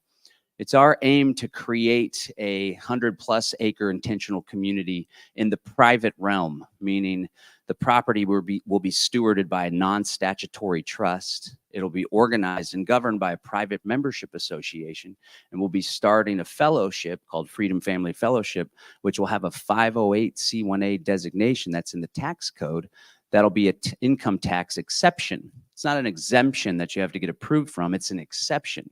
By becoming a church, you're not required. In fact, it would be unlawful for us to pay income taxes. So this is a big project that we're embarking upon. But as we move closer to this project, I start to feel this resistance because as a person, I need to do more growth in order for this to be a success. Our team has to do more growth. So what I want to convey to folks is, somebody said it the other day, I think it was Derek, that we all need to become the best versions of ourselves if we are to change the world, if we are to leave a legacy of liberty for the future generations. So I'm going to talk a bit more about exit and build strategy, but I also want to lean into mindset and helping people to identify their definite purpose. All right, so we know the vision of the enemies, right? Can people shout out, what's a part of the vision of the Great Reset, the Pact for the Future? What are the elements of it? Let me hear. Control, depopulation, technocracy, centralization. What was that? Consumerism, global government. All right, all terrible things we want to have nothing to do with, right? That's what their vision is. It's been their vision for quite some time. But like I said, the technology now exists to make this vision a reality. Back in the day, it was just a speculative thing they were all hoping for, sitting around at their little circle jerk round tables. Pardon my French, my English. Essentially, what they're going for is a top-down, hierarchical surveillance panopticon society, where after generations, people are socially engineered to no longer really understand the concept of freedom and to most definitely be too terrified to even talk about it, contemplate it, or host an event like this. There's 4 key pieces of technology that will usher in this technocratic agenda. I call them the 4 horsemen of the technocratic apocalypse. Digital ID, central bank digital currencies, social credit score, and the vaccine passport. Now, the vaccine passport, the vaccine checks were just the first iteration or implementation of a technology that aims to control our very movement. 15-minute cities are also a picture of this. The idea is to keep people locked down in specific zones, not allow people to travel because the carbon output for that time frame is exceeded the allotment.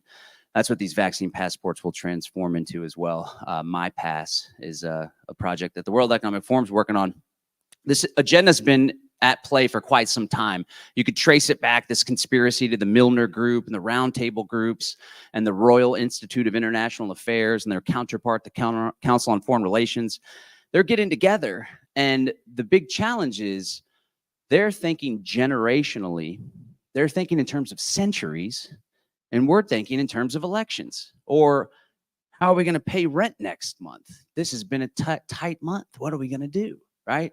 So I'm going to encourage people to think bigger, to pull out of this me, ego-driven, make my life comfortable, or even make my life more free, and recognize that we all have a role to play in shifting the tide away from tyranny and technocracy towards freedom and human liberation. And just, again, we've all been brought here to this event for a reason, and I think it's a really powerful thing that we're a part of. I, for one, am blessed to be a part of this. Now, their strategy is problem, reaction, solution, false flag, terrorism, 7/7. They've been talking a whole lot about cybersecurity strikes, right? So problem, reaction, solution. Also divide and conquer. Black versus white, straight versus gay, left versus right, blah, blah, blah, blah, blah. And another key piece is social engineering. They want to program people to believe they're impotent. Now, of course, in our freedom movement, we often are on a pedestal. Well, I took the Red Bull a few years ago. I got it all figured out. That's right. I know there's a new world order. Shame on you for taking the shot. And now let me proceed to word vomit all over my family, blame them for not wanting me around anymore, and see how things go. Anyway, I just want to encourage people to recognize that we too are programmed, and oftentimes the programming that we fall victim to has to do with fear. Fear, fear, fear, fear, fear, fear, fear. And as Derek was saying, fear results in clicks, of course. So it's no wonder that there's sensationalist headlines and everything's blown out of proportion. And the Civil War was already supposed to kick off, I don't know, 12 times by now in the States, maybe 17 times here. I guess maybe it almost kicked off recently, but how much of that whole riot thing was manufactured and played up, and disinformation? We're victims of disinformation too. So I just want to encourage people to step out of that fear, because where our attention goes, energy flows. And I think, you know, the greatest trick the devil played was convincing people it doesn't exist. The greatest trick that the New World Order has played on our freedom community is convincing people that they're all powerful. They're not. They're weak. In fact, I believe that they have insecurity in this weird megalomaniacal thing, which is precisely why they seek power so much, because they probably had a traumatic upbringing. Some of them were in weird sex cults. Now they're just being deployed on the rest of the world, so they're completely desensitized to any moral integrity that a human being would naturally have. Not to mention, in order to carry out their agenda, they have to use darkness and deception. In order to win from our perspective, we just have to shine bright with the divine light that lies within each and every one of us. So they're the ones that have to cheat, steal, and rob.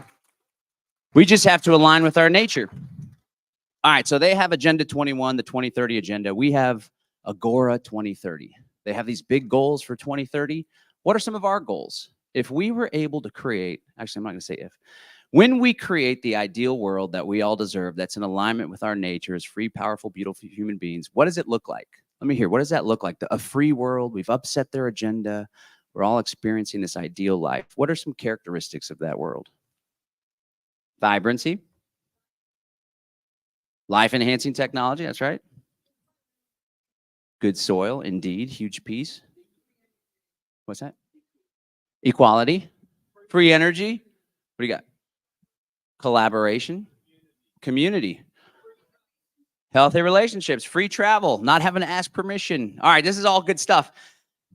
Let me ask you guys this. What's holding us back from creating that? We are. We like to point the blame at the New World Order, but in all reality, there's no reason why we can't live that way right now. Sure, there's going to be some friction, and sure, there's going to be some risk involved, but I would encourage people, we all need to put a little bit more skin in the game, because if we don't, our children, our grandchildren, and the future generations to come, they're not going to be able to come to events like this. I mean, think about it. In communist China, it's very difficult to even research what took place on the Tiananmen Square. It only takes a few generations for people to actually lose sight of this concept of freedom. And the only reason why it's still alive today is because there are places that are more free, and some people have access to information to see that. But if the tide continues to turn and the world continues to grow darker, the light of freedom could go out forever. So rather than being a victim, we were born today, it's so hard, the lockdown, the taxes, the tyranny, I choose to be grateful to be alive during this time, because we get to play a role in the animating contest for freedom. And as the last speakers were saying, it's not a choice, it's a duty. If you have the knowledge in your head of what's taking place and what's going on, you have a duty to act upon it and do so in a selfless way. And if you're worried about the bureaucrat knocking on your door because you didn't get a permit to water your lawn, I want to challenge you to think about the people that have sacrificed their lives and gone through so much more than that to create the freedom that we enjoy today. I want to encourage you to do more.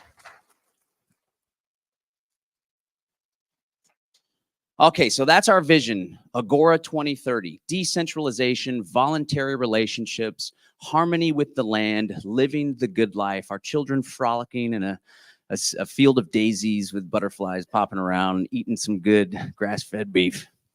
All right, what's our strategy? Our strategy is exit and build. Exit the systems we disagree with and build new ones. And this can go two different ways. It's on two different levels. One is a household exit and build strategy.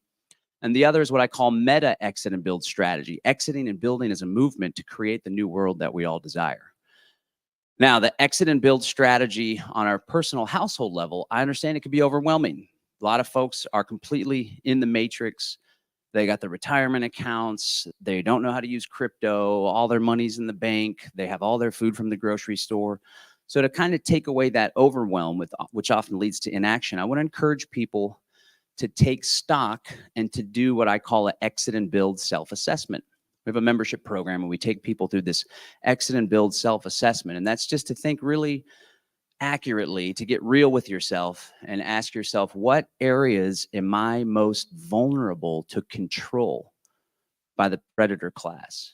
Okay, and I tell you what, if you're dependent on your income entirely from a corporate job, for some retirement account or some entitlement program, I worry as the CBDCs get rolled out, you're going to be faced with some difficult decisions if they require you to take a shot or to stay within a certain amount of carbon that you could let out into the atmosphere every month. That's why it's important. You don't have to go all the way full agorism. This is what I call the inside-outside strategy. Don't abandon your home. Don't abandon what you've worked for. Don't put yourself at risk. But slowly but surely, or quickly if you so choose, probably should go a little faster than you think, start to create greater independence and resiliency in your life. So you don't have to get rid of your retirement account, but you should have an outside the system source of income coming in to where if you're faced with that difficult decision and the retirement payments get converted to CBDCs with strings attached, you have an exit plan, an escape plan. call it the inside outside strategy. Basically, the point that I'm trying to make is you can kind of take the big picture goal of becoming completely free and chunk it down into small, practical, consumable steps. It doesn't have to be some big, overwhelming thing. You don't have to go full on. We all really should go closer to where Derek's at. No tax accounts, none of that stuff, no bank, all this good stuff, right? He sets the bar pretty high. But let us at least start working our way towards that, away from dependency towards independence, away from technocracy towards freedom, okay? All right, and then there's a few key areas that I really encourage people to focus on when it comes to exit and build strategy. That's the counter economy. That's creating alternative systems, trading in alternative currencies, and then land and community. Let's get back to the land. If we can't move out of the city into the country, let's find a community garden. Let's pool our resources together, rent a space, rent a little empty lot down the street, and let's grow our own food, or at least give our business to community-supported agriculture programs and local farms instead of the grocery store. Not only creates resilience in the local economy, but it also helps create independence when it comes to our food. All right, my little time clock went off over here, by the way. All right, cool. So that's household exit and build strategy. In order to pull this off, it's important that we all become more independent in our household, our family, our personal lives. But let's just not stop there, okay? And we have a bunch of clients with Live Free Academy, and I often recognize some of them just want, and there's no fault in this, of course. Ayn Rand wrote about rational self-interest, but some people are just like, I want to be more free. I want to keep more of my money from the government. Just really want to implore people to take part in this mission we're all on and to engage in this meta strategy. Because like I said before, the enemies of freedom, the predator class, they've been working at this for a really long time. It's going to take a lot of work. Not only a lot of work in the physical sense, but a lot of internal work to become the people that are capable of doing what it is we need to do in order to turn this around. And so what does that look like? When I think of the strategy behind creating Agora 2030, I've been thinking about this concept of the Confederation of Freedom Communities. So Pola and Yoshi have stuff going on in Ecuador.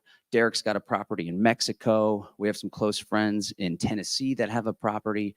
We have our own little homestead, and we're building a larger property. Our good friend Jonathan England has a property in Costa Rica. And these are all intentional communities that are populated with freedom people that are exiting and building. And many of these communities are built in the private realm. You guys familiar with this private realm idea? You got the public system, the matrix, asking for permission, licenses, government surveillance, government being able to come and just say, no. This sounds more like a school. And because it's a school, you got to do A, B, C, D, and E. We're going to be checking on you each week. And the private realm's like, hey, man, we're just free people connecting together privately. It's not offered to the public. It's a private membership group. And we're operating not from your matrix man-made laws, but from God's law and divine law, the essence of which is to love God and to love one another like we're ourselves, because we all are one after all.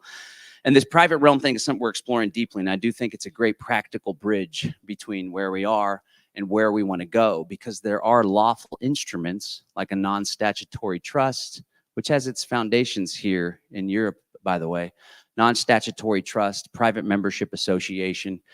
And then the 508c1a is uniquely American, but there's other applications to do religious activities, which has an extra level of protection.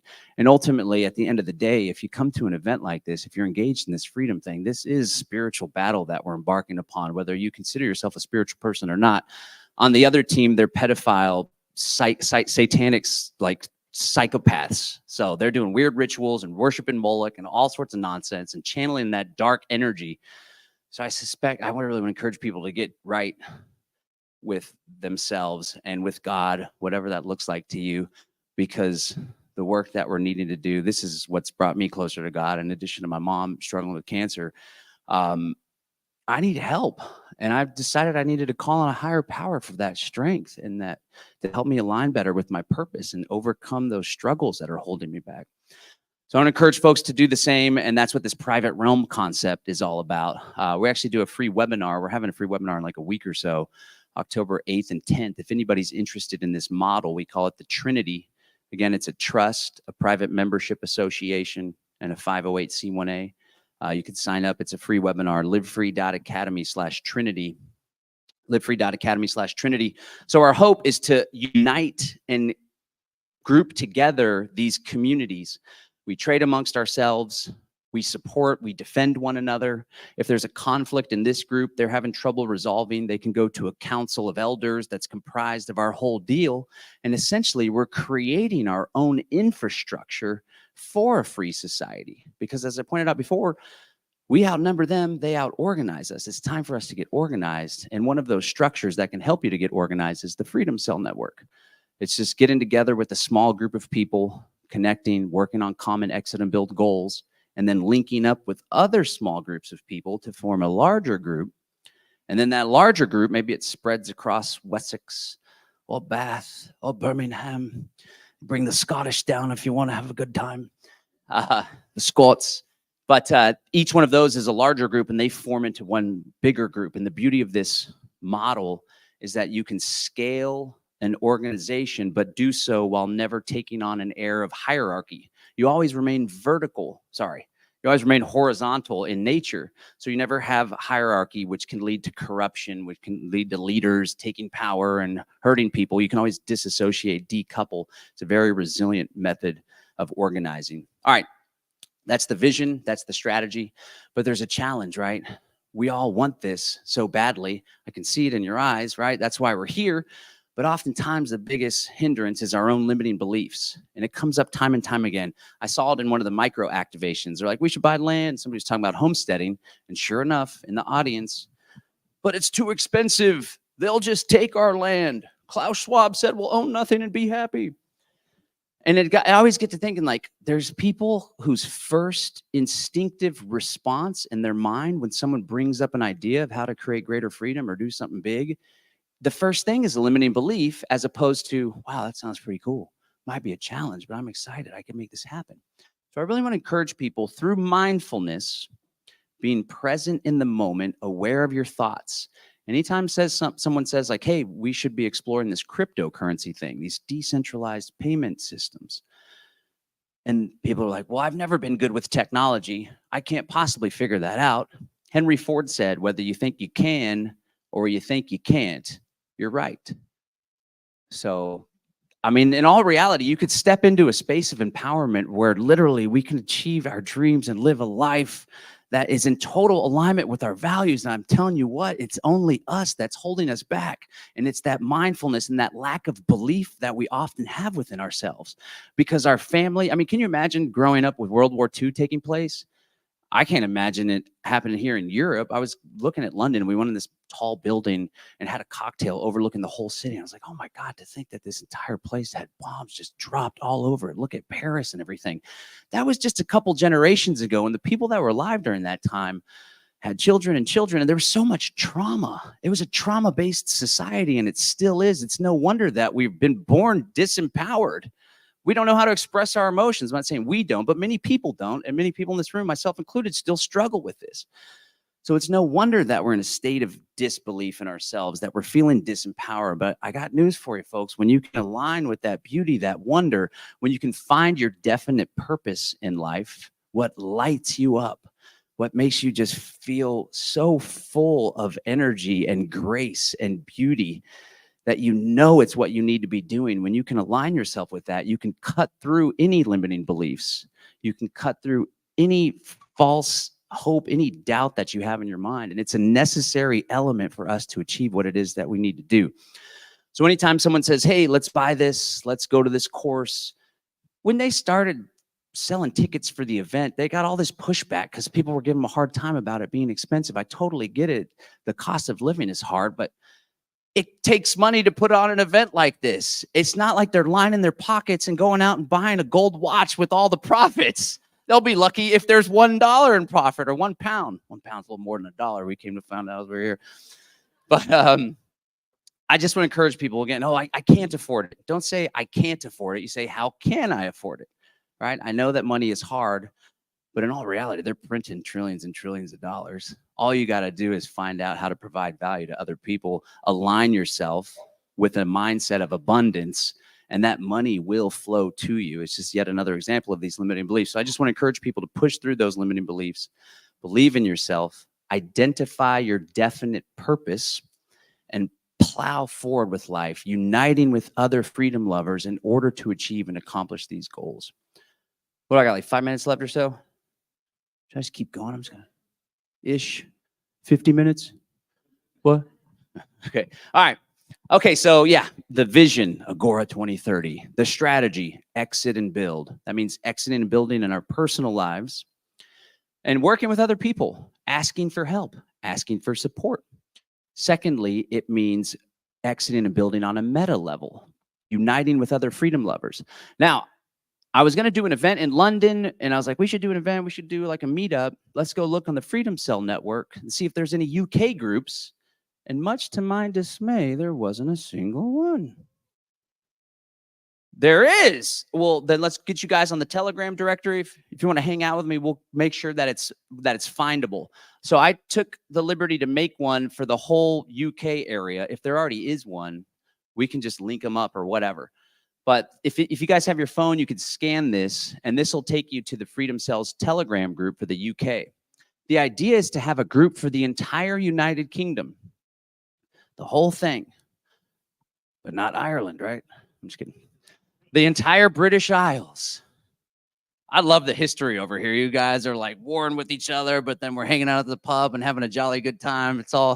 It's all good, but there is a sweet spirit of independence that's still alive in spite of the growth of all that tyranny. It's up to you guys to channel that independence and to have victories and to let that momentum build. So this will be the Freedom Cells UK meta group. So that's the entire UK, the entire British Isles.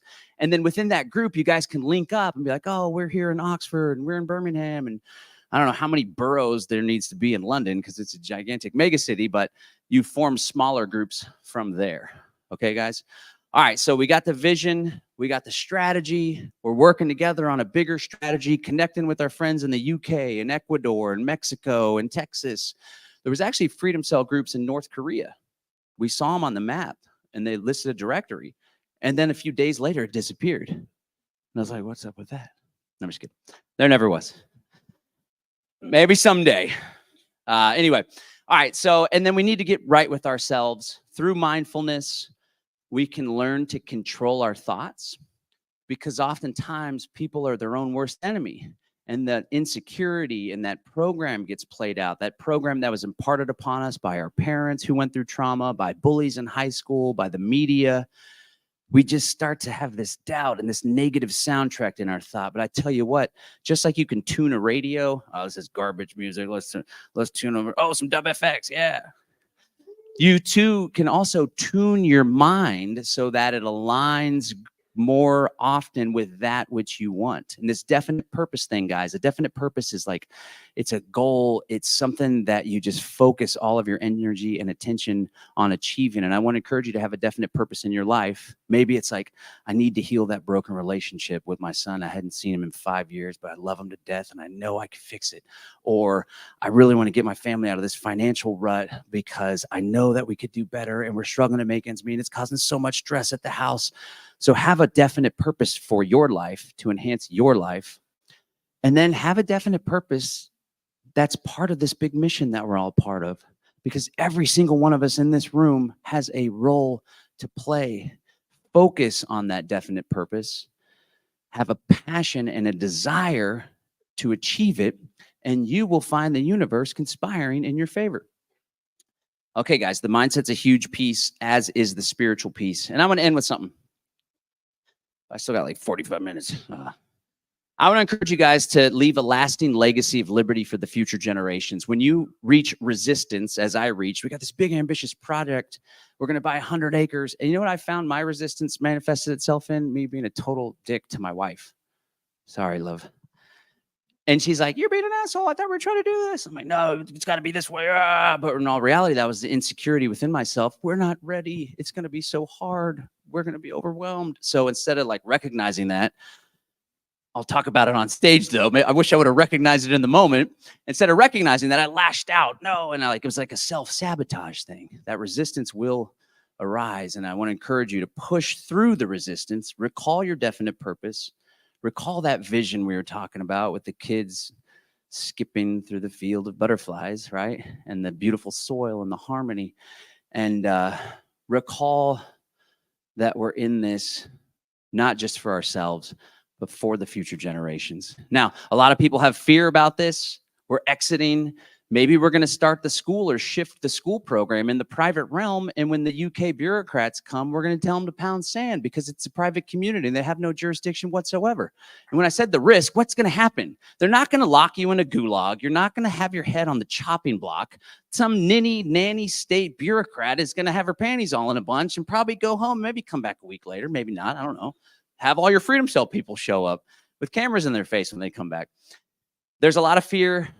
And that fear ultimately is what causes us to drift. It puts us in a hypnotic rhythm and it takes us off of our path. I want to encourage you guys to have faith, not fear. When it comes to getting out of the country, when it comes to the Great Reset, if we all opt out, because I have a good belief that a huge number of the world population, they're already going along with the agenda, but not for us. What are they going to do when we just disobey? When we refuse to put the fire out at the voluntary bonfire? Where's David Rodriguez? Is he in here?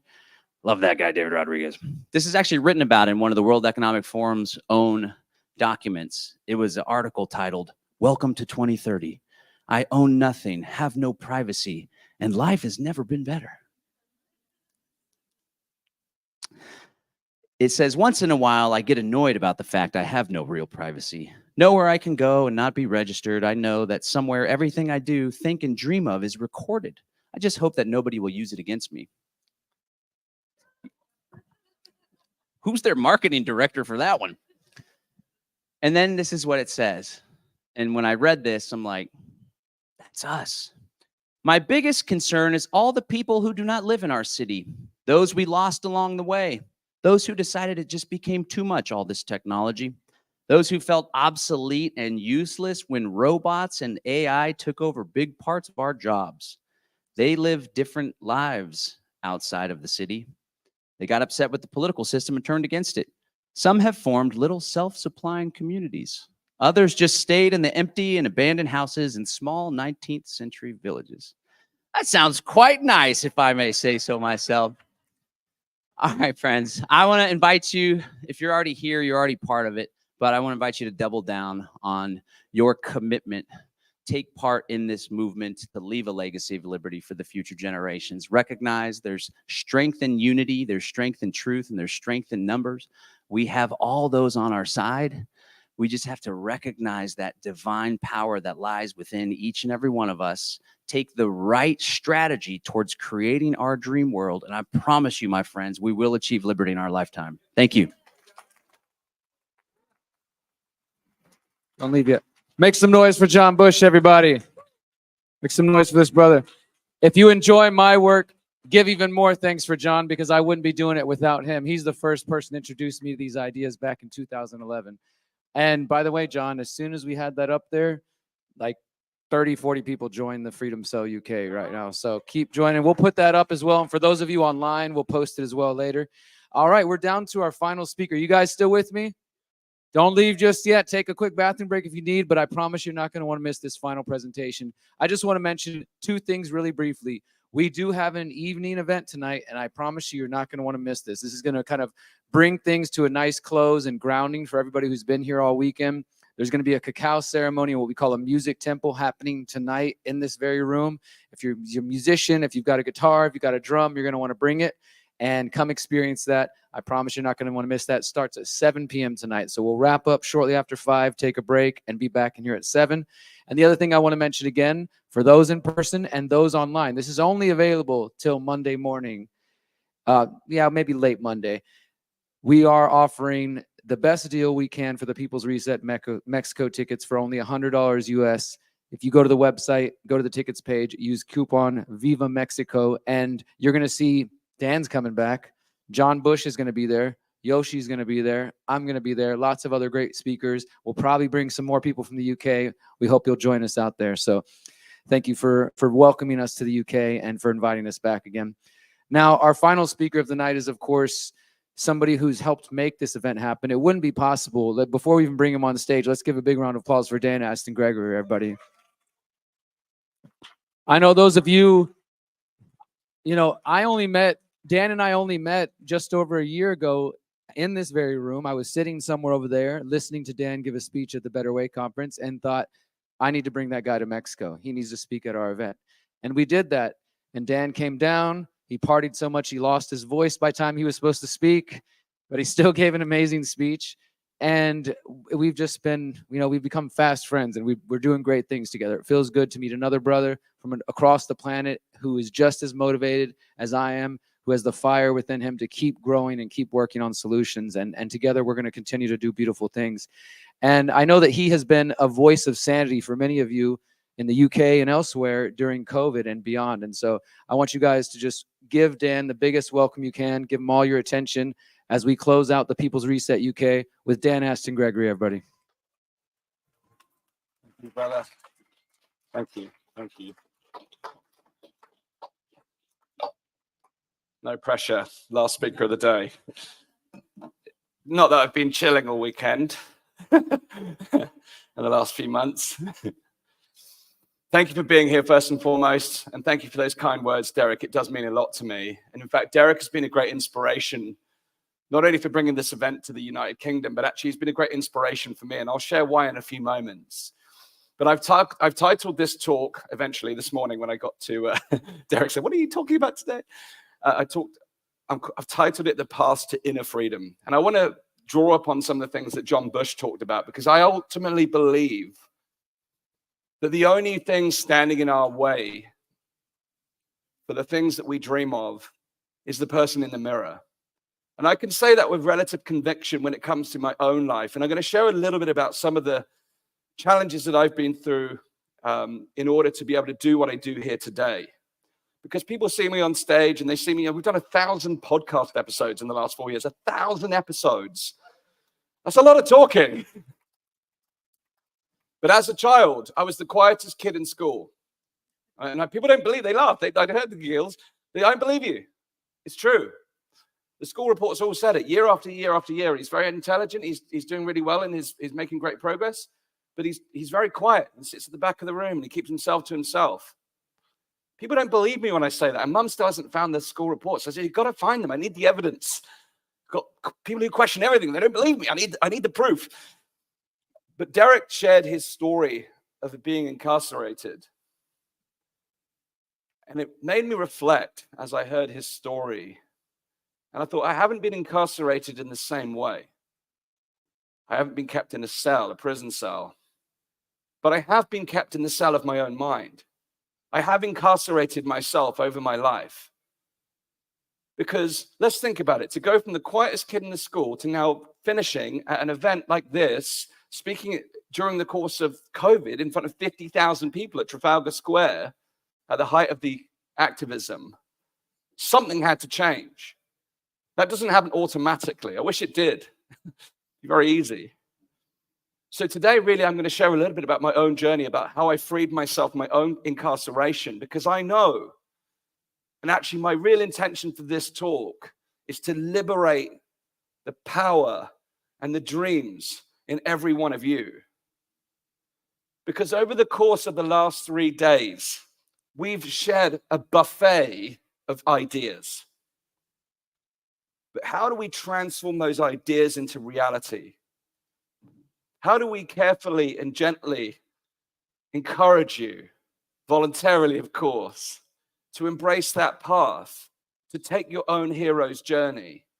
Because I've had to confront that journey for myself. I've had to embrace that. And there was a distinct moment in 2020, which I'll share, where I felt like a tap on the shoulder moment. There was a voice from somewhere, whether it's my higher self, God, the universe, spirit, whatever you want to call it, I don't know.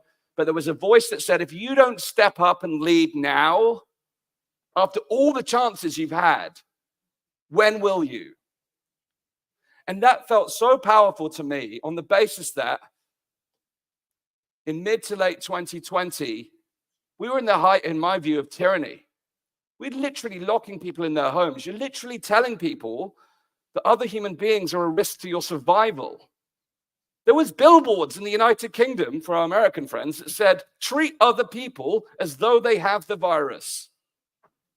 Truth. Imagine walking around believing that the other person is a risk to your survival. That is psychotic. But there was an inciting moment for me, this moment where everything changed. And I don't need to go through my whole story. Most of you may have heard it about what led me to being very critical about what happened. It's very simple, but what really led me to step up and lead was a moment when I was walking past this beautiful primary school, and we've talked a lot about education over the course of these few days, and particularly today. And this beautiful primary school is just a couple of minutes from my house when I used to live in Bristol. And they've got this wonderful mission statement painted on the wall. And they've listed out all their values, their intentions for their children. Now, I don't know if they live up to those values or or anything about the curriculum and the quality of the education there. But every day I would walk past that school in normal times and hear these children, these wonderful children screaming during break time, having fun, playing, running around. And day after day during COVID of walking past that school in silence, this, you know when it's so silent that it echoes. But I could hear those children's voices ringing in my head as I walked by. And that's when I had that inciting moment. And it said, if we are going to treat our future generation like this, and you're not going to step up and do something about it, then what are you going to, what is it going to take for you to finally overcome all those doubts in your mind that's stopping you from leading? Because that's ultimately what it was. That's my point about being incarcerated. It was only my own fears and doubts.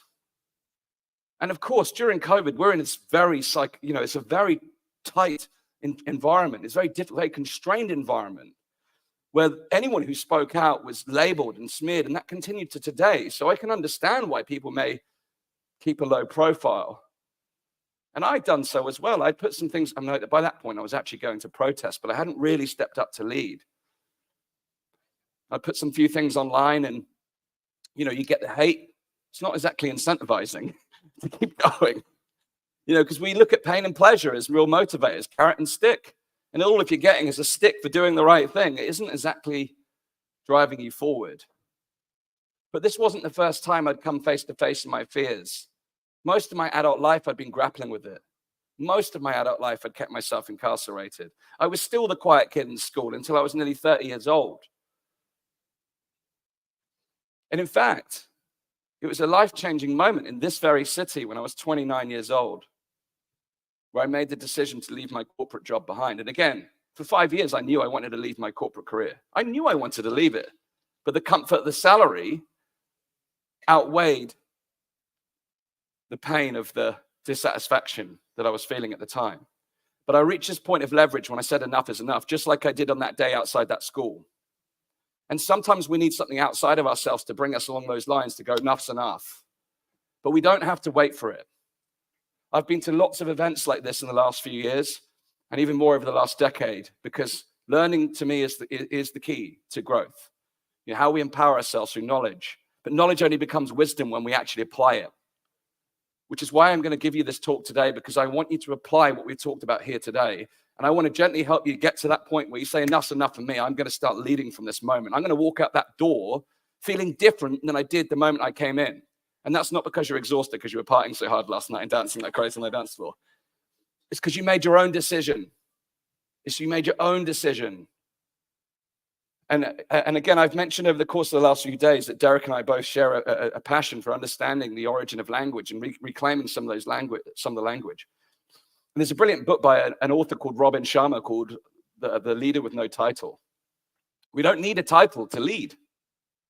And people almost shy away from the word lead. And I looked it up and it's fascinating. The word lead comes from an Old English word, which means to guide.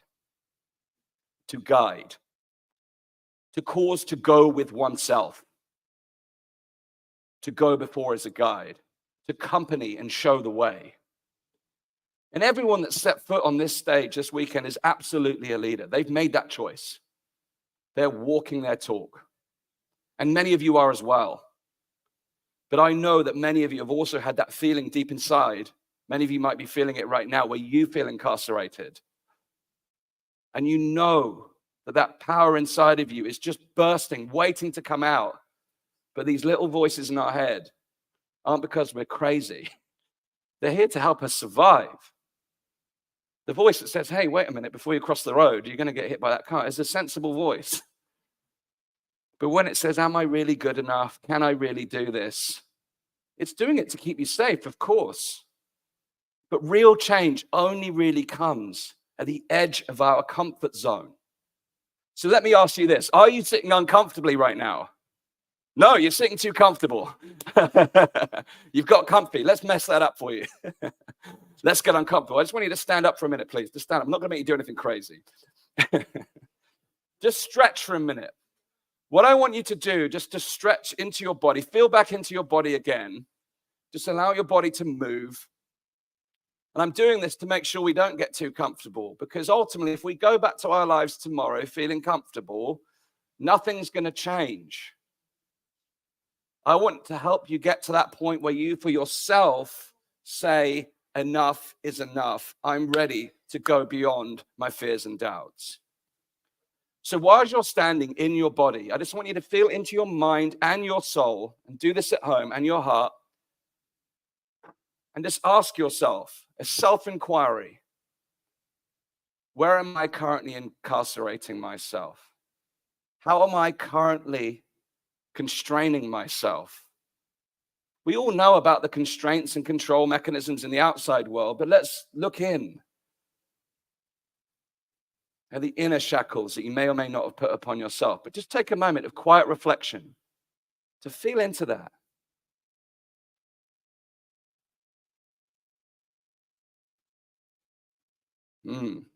Now I can see you getting uncomfortable. I didn't want to go there today, Dan. It's nearly the end of the day. I thought we were going to walk out here happy and excited. We are. We're going to walk out here, all of us as leaders. You're already leaders. So I want you to just hold on to that for the moment. Hold on to those shackles and understand, because in a moment, over the course of the next 25 minutes or so, I'm going to help you at least attempt to let go of some of those constraints. Because I know from firsthand experience what it feels like, and everyone's story is different, to go from feeling completely unworthy, which is how I saw myself, completely unconfident, to transforming into someone who's now willing not only to stand on this stage, but to stand in the face of tyranny and say no. And not just to do that, but to keep doing that. And it doesn't matter what you utilize your leadership for. It could be, I'm going to go grow that garden. I'm going to go transform my health. I'm going to go start a school. I'm actually going to go and help that project. We need to get those ideas in our head that stop us from doing that and leave these in our rooms so we walk home with power. So I'm going to ask you to take a seat for a moment. Thank you for doing that. Thank you for getting uncomfortable with me. Don't get too comfortable, though, because we will be getting up again shortly. Last time I did something like this here is with dear Neil Oliver. Who enjoyed Neil Oliver, by the way? What a guy. What a guy. Oh, beautiful human. He had me on stage, seated here at the Better Way conference. So this is our very hotel, hosted by the World Council for Health. He was ready to interview me.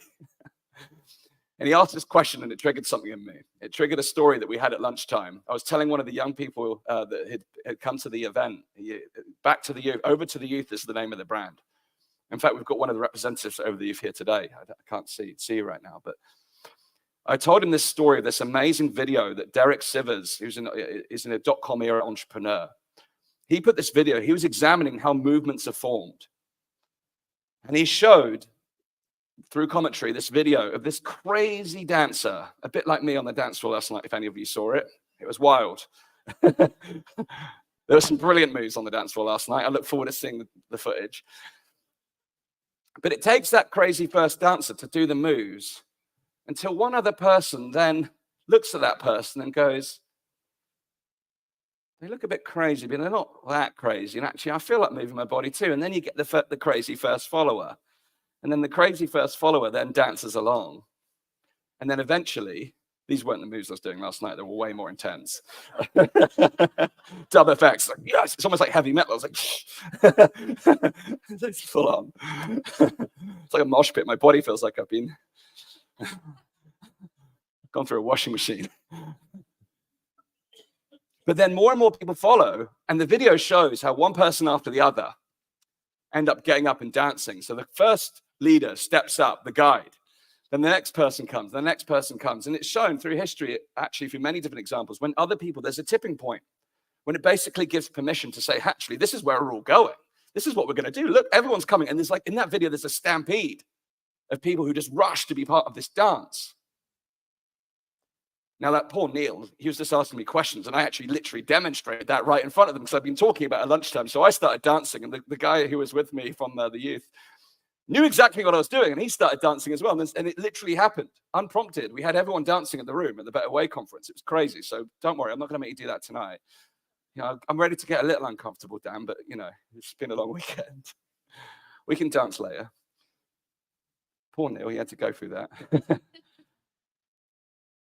But it takes that person to be the guide to show other people that it's okay. It's okay.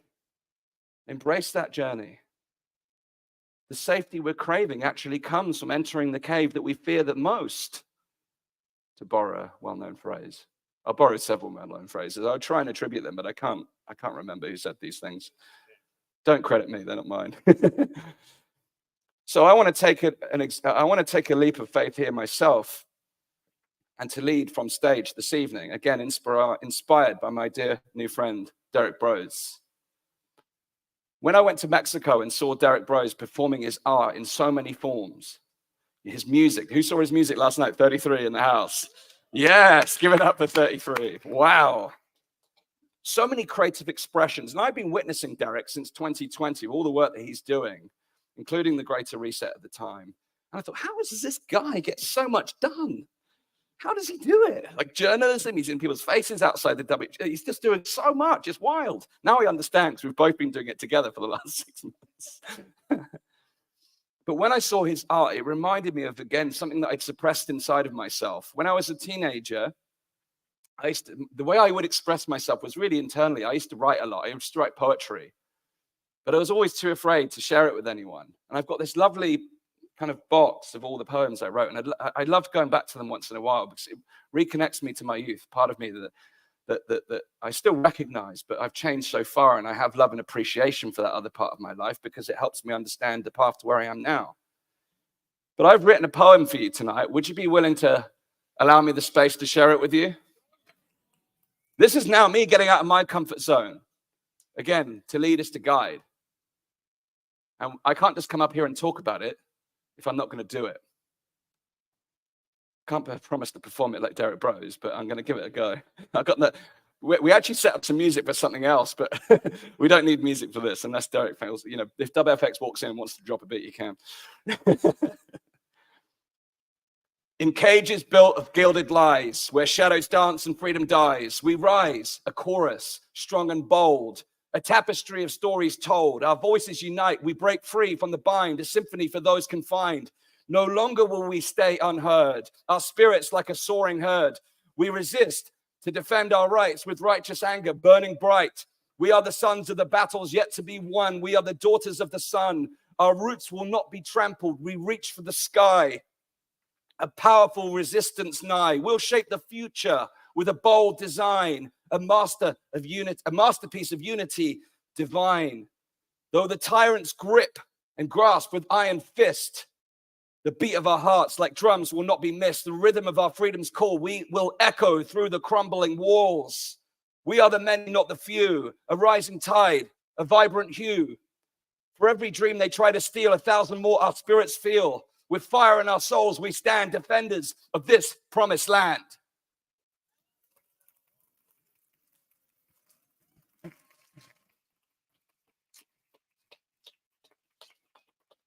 Thank you. Thank you. I did that for me as much as I did for you. Stepping up takes courage. I felt my palms tingling as I was doing that. But damn, I feel good having done it.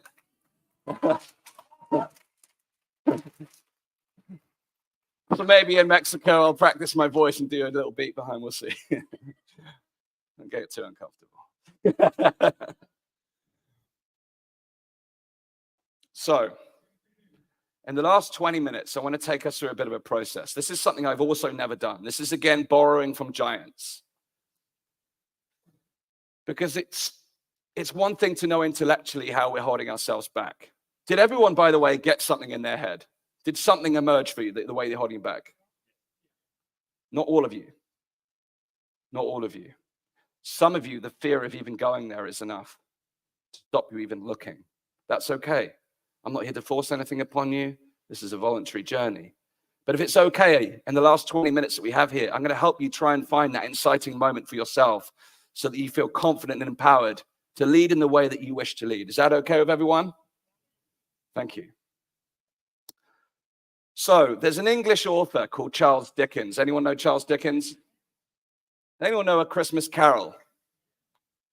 Now, Ebenezer Scrooge, the main character in The Christmas Carol, may be actually someone who resembles some of the characters that we're actually going up against.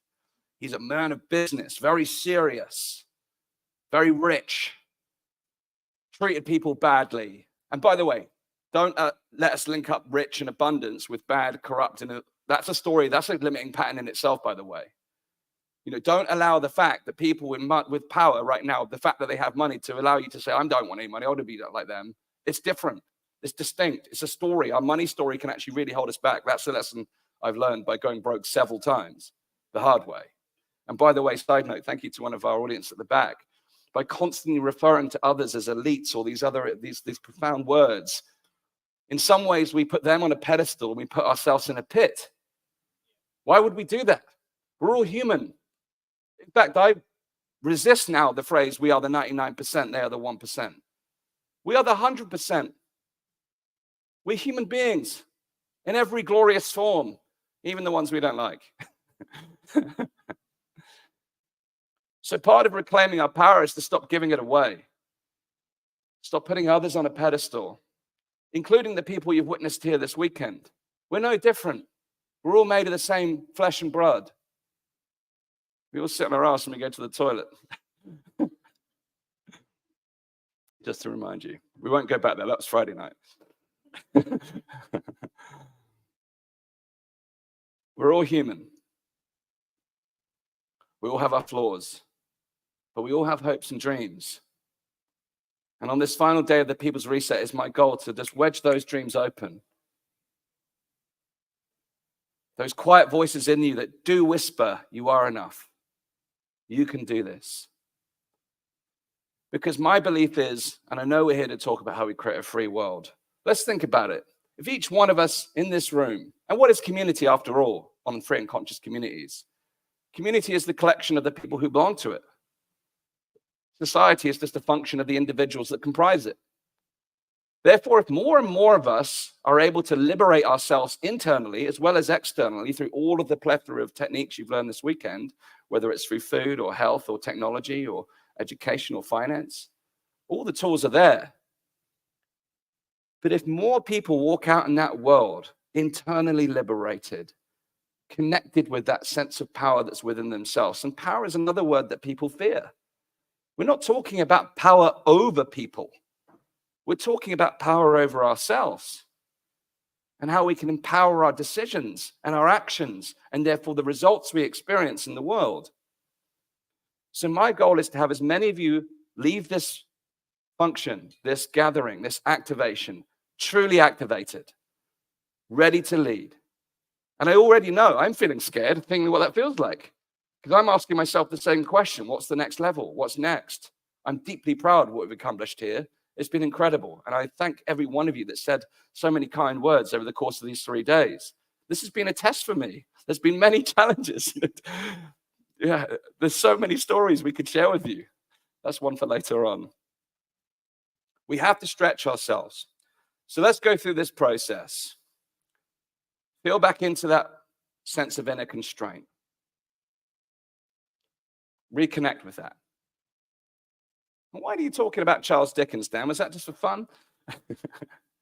Charles Dickens was the author of The Christmas Carol, as I mentioned. Ebenezer Scrooge is the character. And in that story, if you know it, there's the ghost that takes Ebenezer Scrooge to the ghost of the Christmas past, the ghost of the present, and the ghost of the future. And if he doesn't change, what his future will look like. And in that story, they take him back over all his past pains and all the things that he's done to hurt other people. And he starts to relive it through these ghosts, recognizing the harm that he's caused. They bring him to the present moment and they show the pain that he's causing and the upset. But then they don't stop there. They go to the future and say, hey, if you keep behaving like this is the harm you're still going to create in the world. And you can see, many of you have seen the film. You can, there's an animated picture of this. If you haven't seen the story, it's worth watching because it's so pertinent. If we continue to carry the baggage that we came into this room with on Friday, that's really heavy and holding us back, those constraints, those metaphorical bags, then we'll continue to walk out of this room heavy with a heavy weight on our shoulders. Responsibility doesn't have to be heavy. It can be fun, it can be exciting, it can be light, energizing. This weekend has energized me. Okay, I haven't as much sleep as I'd normally have, but I'm energized. I'm ready to go. Anyone else feel ready to go? I love that. Thank you. So I want to take you on your own little Dickens process, and it's brilliant that we're in Bath because Dickens himself actually spent quite a bit of time here. The Royal Hotel, he's actually inspiration for some of his locations in his books, and some of his characters came from here. I'm no buff on Dickens, by the way. I just looked this up because I thought it was important. I actually Googled it and said, is Dickens anyway connected to Bath? Oh, wow. Great timing. So I'm going to take you on your own story. You know Ebenezer Scrooge. You're a very different kind of people. But like me, I look back over my life and think about those moments where I had the chance to lead and I backed down through my own fears and what that cost me. And when I say cost, I don't just mean financially. I mean emotionally, in my relationships that I sabotaged, ill health that I went through, and some of the health problems I've had now in my older years because of the decisions I made in my 20s. I just want you to connect with that thought in a moment, the way that you're constraining yourself. And I want you to take a moment in your ghost of the past and just consider and ponder and remind yourselves in what ways, by holding yourself back in this way, that you missed out on things, or what you lost, or regrets you might have. And by the way, this might be painful.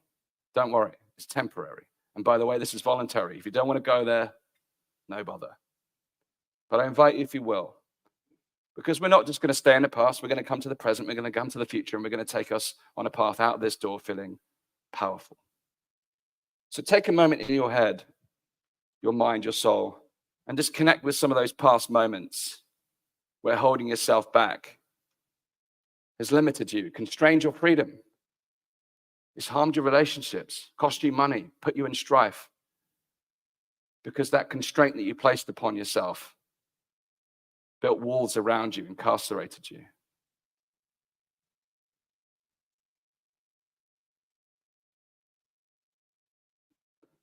Now, I want you to come to the present moment, sat right here today. Ask yourself the same question. In what ways are you still constraining yourself? In what ways are you still holding yourself back? In what ways are you still sabotaging? In what ways are you holding yourself back from doing the things you know in your heart you want to do?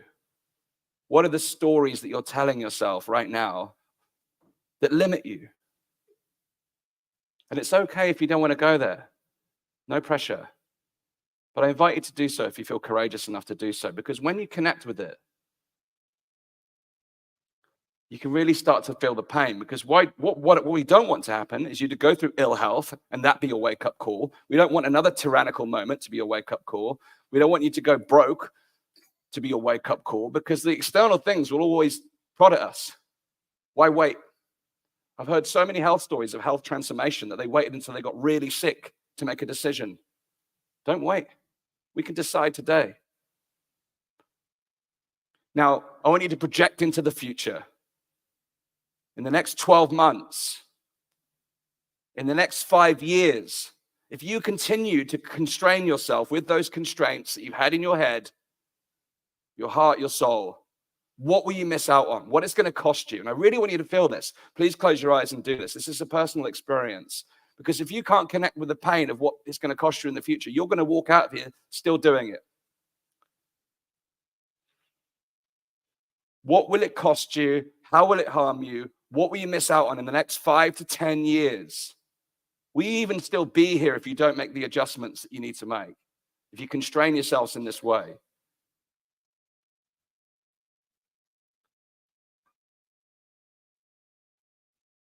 Go 20 years into the future. What will you have missed out on? What will it have cost you if you continue to constrain yourself? Place these limits.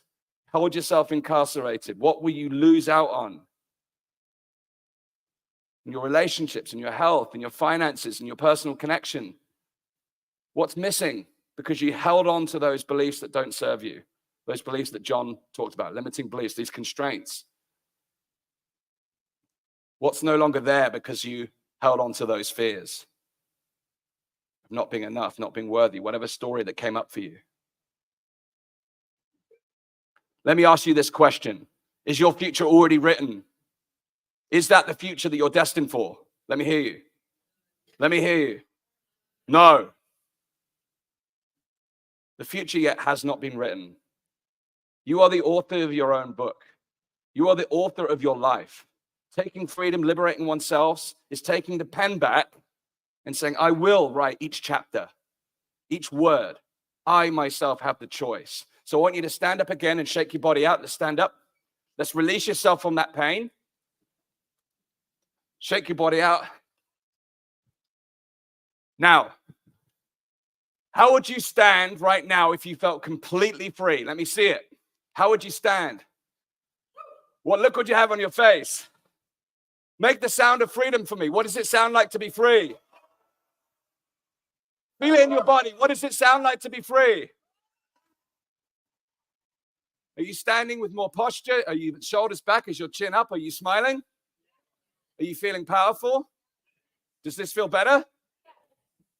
Now, if we are to truly walk out of here feeling empowered, we need to replace the story that you came in here with a new story, a new empowering story of who you really are.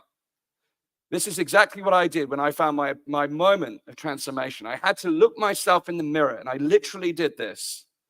I looked myself into the mirror, and I listed out all those constraining factors that was holding me back, every single one of them.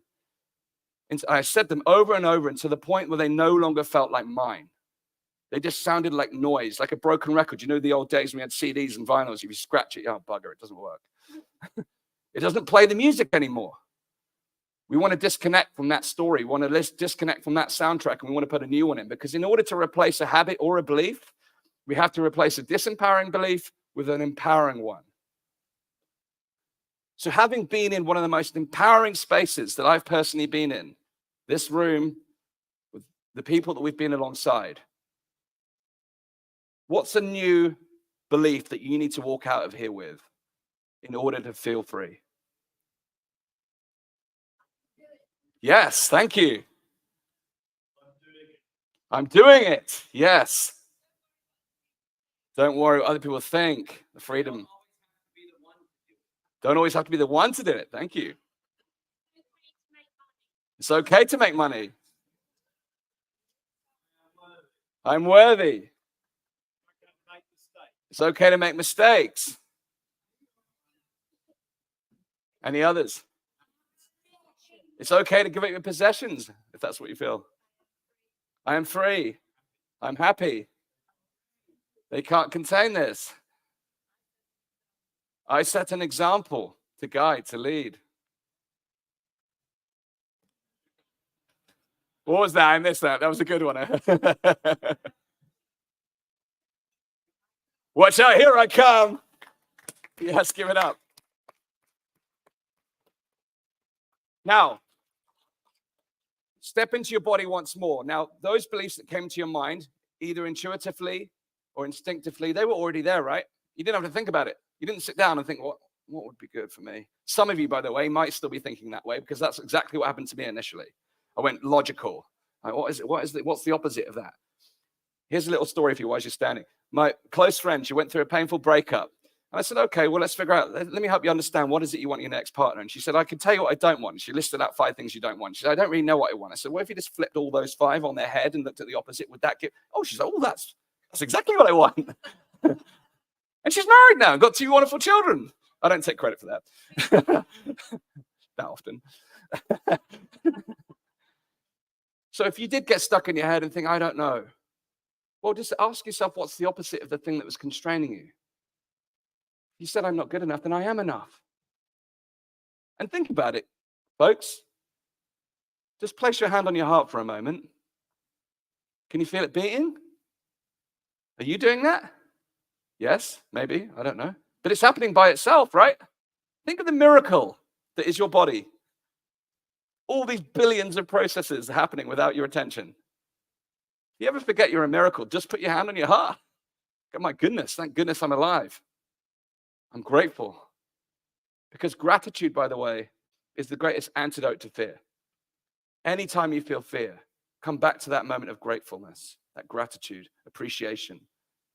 And there's an old phrase, and I've borrowed this process, by the way, from Tony Robbins. If you want to do it really intensely, go with Tony Robbins. He will blast your mind. He's big and 7 foot tall. But if you ever need a reminder, just put your hand on your heart and just remind yourself. Because actually, in order to remind ourselves how powerful we are, often we need a little trigger, that reminder. And let me offer this as a gift to you. Next time you feel doubt or worry, just put your hand back on your heart and feel that heart and remind yourself of this moment when you stood feeling what? Powerful, beautiful, and free. So I'm going to be inspired once again by my dear friend Derek. Have us chant as we come into the close of this. I am powerful, I'm beautiful, I'm free. You can take any story and affirmation you want home with you, but let's at least have this as a gift. So place your hand on your heart, standing, feeling powerful. Let me just hear how powerful you feel right now. Make the sound of feeling free. Now with your hand on your heart, join me in saying, I am powerful. I am beautiful.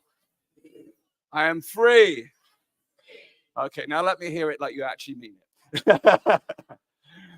I am powerful. I'm beautiful. I am free. I'm watching you at home. You're doing it. Last time. I am powerful. I am beautiful. I am free.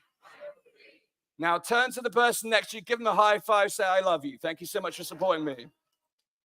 Thank you.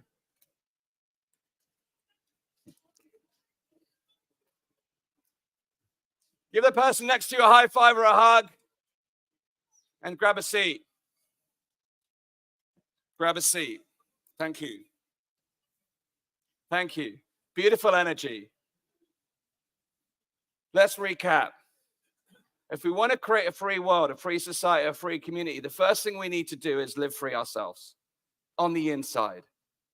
And actually, everything else we've talked about this weekend becomes effortless after that. Not effortless. We still need to require inputs and action, but it feels completely different than carrying that weight.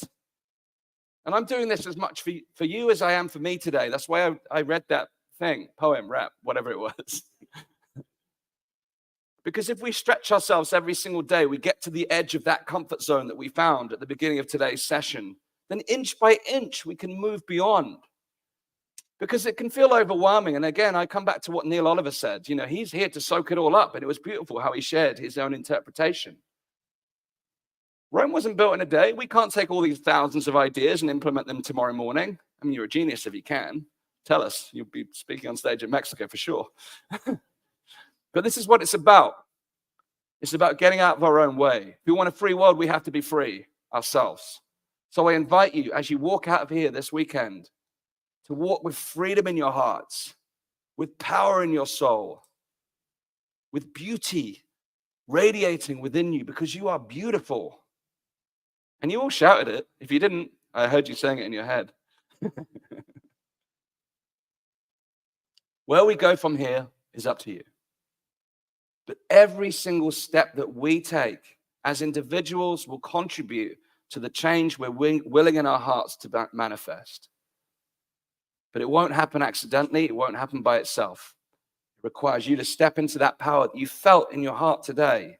Some of you may have reminded yourselves that that's still there, that beating heart, that pulse, that miracle. It's always there. So my plea to you is to carry that in your heart. If you ever forget, Come right back, right here. It's always there. That's the magic of it all. And go and lead in your own way, to guide, to take that step in whatever endeavor it is. And it would be my absolute delight to hear you speaking on the stage in Mexico or the People's Reset next year, because you took action. You came here, you absorbed it, and you said, you know what? I've reached my point of enough is enough. I'm ready to lead in my own unique, beautiful way. And that doesn't mean you need to go and organize a conference or step outside in the Trafalgar Square in front of 50,000 people. That's my story. I came here to remind you that you hold the pen to write your own story and to hopefully inspire the courage within you to break free of the comfort zone and to remind you that you're powerful, beautiful, and free, and that together, not only can we change our own lives, but in the process of doing so, we change the world. Thank you very, very much, ladies and gentlemen. It's been an honor to be here. Thank you so much. Make some noise for Dan, everybody. Make some noise for Dan Astin-Gregory.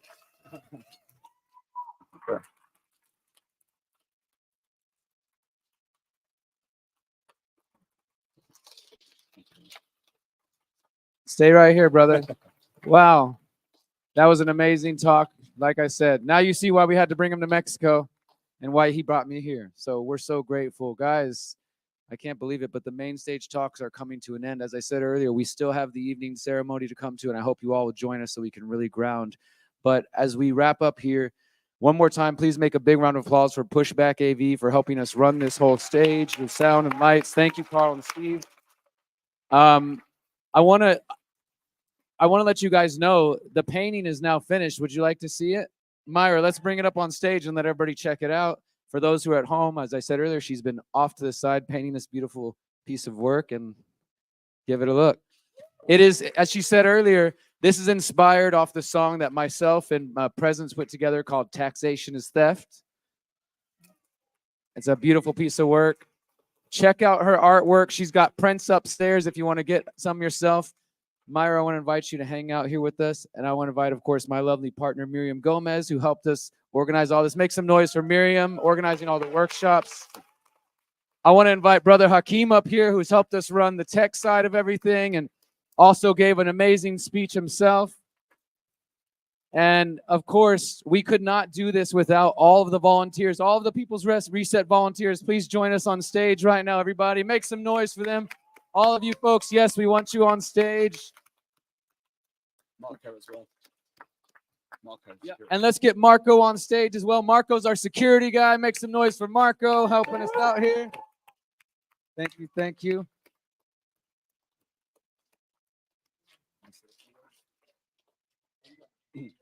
This entire event wouldn't have been possible with everyone on the stage here. And I know there's members of our team right now who are still working away in the background, who couldn't join us here on stage. But quite truly, and I've been involved in many different events in different forms over the years, and this has been one of the most seamless events. Our crew have been working tirelessly, selflessly, embodying everything I've just talked about, really, guiding and leading. They're showing the way by their actions and their heart. And I really hope you felt their presence over the course of this weekend. We truly couldn't do it without each one of them. Everyone has stepped up. Everyone has gone beyond their comfort zone.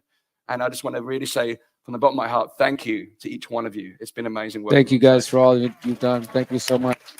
Guys, we appreciate each and every one of you. Everybody at home, we really hope you will join us next time. We hope that you've taken this activation in. Please, please do not let this feeling fade when you go back wherever home is. As Dan said, let's take this with us. Let's carry it with us. Remember, you are never alone. We are all with you in this journey to building a better world. We thank you so much. We'll see you soon. Thank you, everybody at home. We'll see you next time. This is a solutions event. This is what's happening. After 5 successful events in North America, the Freedom Cell Network is partnering with Free Humanity to bring the People's Reset to Bath, UK. In 2020, as the World Economic Forum announced the Great Reset Initiative, millions of people around the world began questioning the narratives being fed to them. You must stay at home. Millions of free-thinking people responded with protests, marches and rallies focused on waking up the rest of the world to the dark agenda of control and technocracy hidden beneath the so-called health initiatives. We need to know every single piece of information. We've lived that freedom message today, and we've been a walking symbol of what it means to be free. While the world was reacting to the rapid expansion of tyranny, the Freedom Cell Network sought to promote solutions by launching the Greater Reset Activation in January 2021, a 5-day gathering designed to inspire, motivate, and activate freedom lovers into action. The Greater Reset highlighted the importance of localization, decentralization, individual and collective liberty, bodily autonomy, and freedom of choice. The technocrats at the United Nations and the World Economic Forum are now hosting the Summit of the Future in New York City in September 2024. At that meeting, governments of the world are expected to sign the so-called Pact for the Future. We reject their vision and the assumption that they speak for humanity. Join us in September for the People's Reset UK, our summit for our future. Over 3 days, we will gather in community, celebrating our victories and successes, whilst continuing to highlight solutions under 5 holistic themes. Liberate your mind, body, and spirit. Permaculture and food independence. Building parallel networks. Empowering technology. And building free and conscious communities. 24 top-notch speakers, including Neil Oliver, Charles Dowding, Dan Astin-Gregory, Nigel Howlett, John and Rebecca Bush, and many more. We'll also be hosting the People's Reset concert featuring international artist Dub FX, as well as Presence, 33, and more talented performers to come. Join us in Bath in September 2024 as we collaborate and build the parallel systems of the future. Join us for the next evolution of the Greater Reset. Join us for the People's Reset UK. Visit thegreaterreset.org to learn more and to get your ticket today.